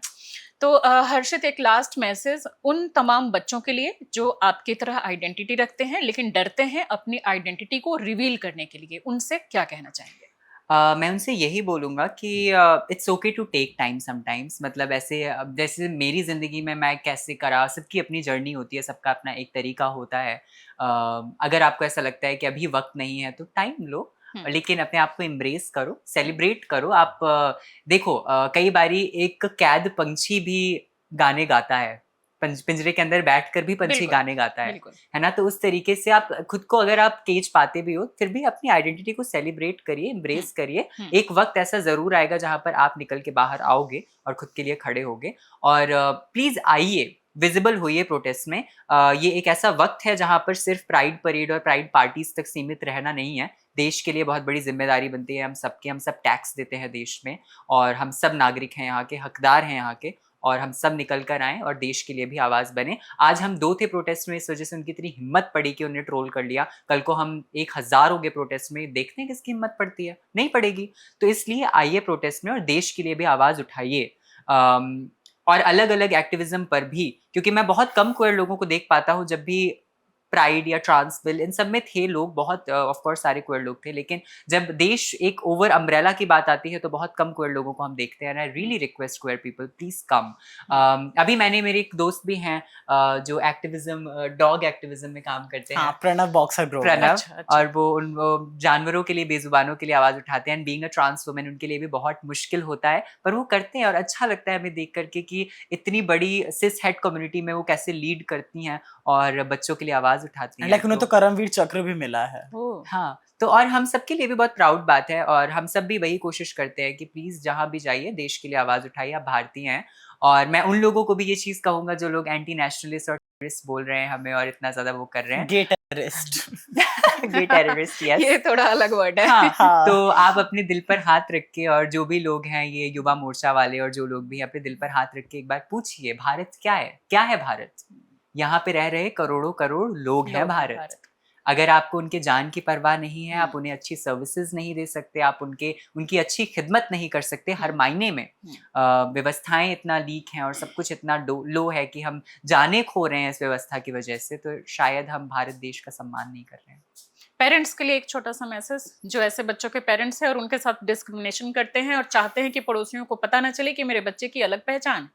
ओके, सो मैं उन पेरेंट्स से यही कहना चाहूँगा कि आप लोगों ने म्यूचुअल डिस्कशन से ही अपना बच्चा पैदा किया होगा, ठीक है? तो अपने बच्चे को आप जितना प्यार दे सकें उतना दीजिए, क्योंकि समाज हमेशा उसे हेट देने के लिए, ट्रोलिंग करने के लिए हमेशा तैयार बैठा है। लेकिन अगर आप ही उसका साथ नहीं देंगे तो कौन साथ देगा? आप उसका सबसे क्लोजेस्ट, सबसे बड़ा सपोर्ट सिस्टम बन सकते हैं।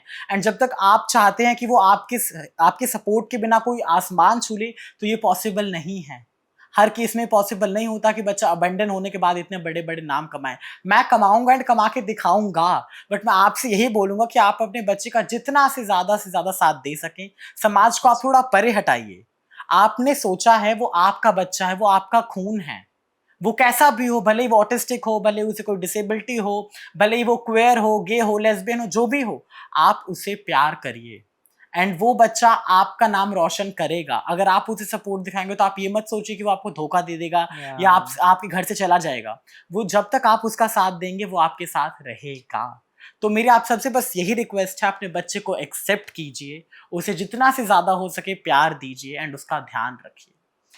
ये बात शायद मुझसे बेहतर कोई नहीं समझ सकता है, क्योंकि जिस तरीके से मेरी फैमिली ने मुझे एक्सेप्ट करा है, मतलब एकदम ऐसे टैबू, तो सवाल जवाब होते रहते हैं छोटे छोटे, इट्स फाइन, लेकिन वही कि वो एक अलग कॉन्फिडेंस देता है जब आपका परिवार आपके साथ होता है, और फिर आप पूरी दुनिया से लड़ सकते हैं, आप पूरी दुनिया को जीत सकते हैं। मतलब क्योंकि जब आपका परिवार, आपके लोग आपके साथ हैं, तो फिर कौन हरा सकता है आपको यार। तो आप अमीर खुसरो, मीराबाई, इन सबकी जो पंक्तियां हैं खूबसूरत, इनकी जो पोएट्री है, उसके थ्रू खुद को एक्सप्रेस करते हैं अपने प्रोग्राम्स में। कुछ उसी नोट के साथ छोड़ जाएं जनता को, जी अपने दर्शकों को। जी जरूर। कुछ 2 लाइन सुनाना चाहोगे हर्षित? खुसरो दरिया प्रेम का है उल्टी बाकी धार, जो उबरा सो डूब गया, जो डूबा सो पार। बहुत खूबसूरत, बहुत खूबसूरत। थैंक चलो आप लोग पहले गले मिलो, उसके बाद शो खत्म करेंगे। हमारे पास भी आपने इतना कुछ करा है, हमारे पास भी आपके लिए कुछ हुक्स है। अच्छा, but thank you so much, thank you so much आने के Thank लिए। you so आ जाओ, much, थैंक यू। पता है ये जो जितने पेड़ होते हैं जिनमें ज्यादा फल और फूल होते हैं वो उतना ही झुके हुए होते हैं, and I think you are the one example. Sir आप मुझे बैग दे दोगे मेरा ये आपका बैग तो पेपर वैसे वाला? पीछे था। अच्छा हाँ ठीक है डन। ये लोग एक्चुअली कुछ शायद मेरे लिए लेके आए हैं, यस वो देना चाह रहे हैं। इसमें है हर्षित, क्या है मुझे बता दो थोड़ा। कुछ भी कॉस्टली नहीं होना चाहिए, यही शर्त होती है। मैं गिफ्ट नहीं लेती। ये तो एक लिखा हुआ खत है दैट आई ऑलवेज डू, आप इसको इत्मीनान से बाद में डियर पढ़ना। श्वेता मैम, ठीक है, मैं इसको पढ़ूंगी और दर्शकों के लिए इसको लगा भी दूंगी। अलग से स्क्रीनशॉट में एडिटिंग में इसके लगा दूंगी। और ये खिले हुए फूल नहीं है, ये सूखे हुए फूल हैं जो मैंने आपको बहुत पोएटिक अंदाज में दिए हैं, क्योंकि कई बार क्योंकि सूखे हुए फूल और नहीं सूख सकते, ये इतने ही खूबसूरत रहेंगे। बिल्कुल। खिले हुए फूल सूख सकते यू हैं। Got the clue, oh my God, you are the poets. Thank you so much, thank you Thank so you, much. ma'am. बहुत ही प्यारा है और मैं इसको हमेशा अपने घर में अपने पास सजा के रखूंगी। Thank you so much. तो चलो इन्हीं खूबसूरत नोट के साथ, आपकी पोएट्री और आपके गिफ्ट के साथ इस पॉडकास्ट को खत्म करते हैं। तो बहुत अच्छा लगा कि आप लोग स्टूडियो में आए, और एंड में बस एक ही लाइन में कहना चाहूंगी कि बहुत आगे बढ़ो, खूब मेहनत करो, चाहे लाख ट्रोल हो उसके पीछे ध्यान नहीं देना है, बहुत सारी तारीफें हो उसको सर पे नहीं चढ़ने देना है। बस मेहनत मेहनत मेहनत, इसका और कोई काट नहीं है और इसके सिवा कोई उपाय नहीं है। दुनिया चाहे जो बोले, आगे बढ़ो, हम सब आपके साथ हैं। किसी भी तरह की हेल्प की जरूरत हो हम आपके साथ हैं, और पूरी जनता, हमारी दर्शक जो है वो बहुत अच्छे हैं, वो सब आपके साथ हैं। Thank you More so much, power. ma'am. Thank you so much. Thank Thank you, you so ma'am. much. Thank you for everything. Thank you. Thank you so much.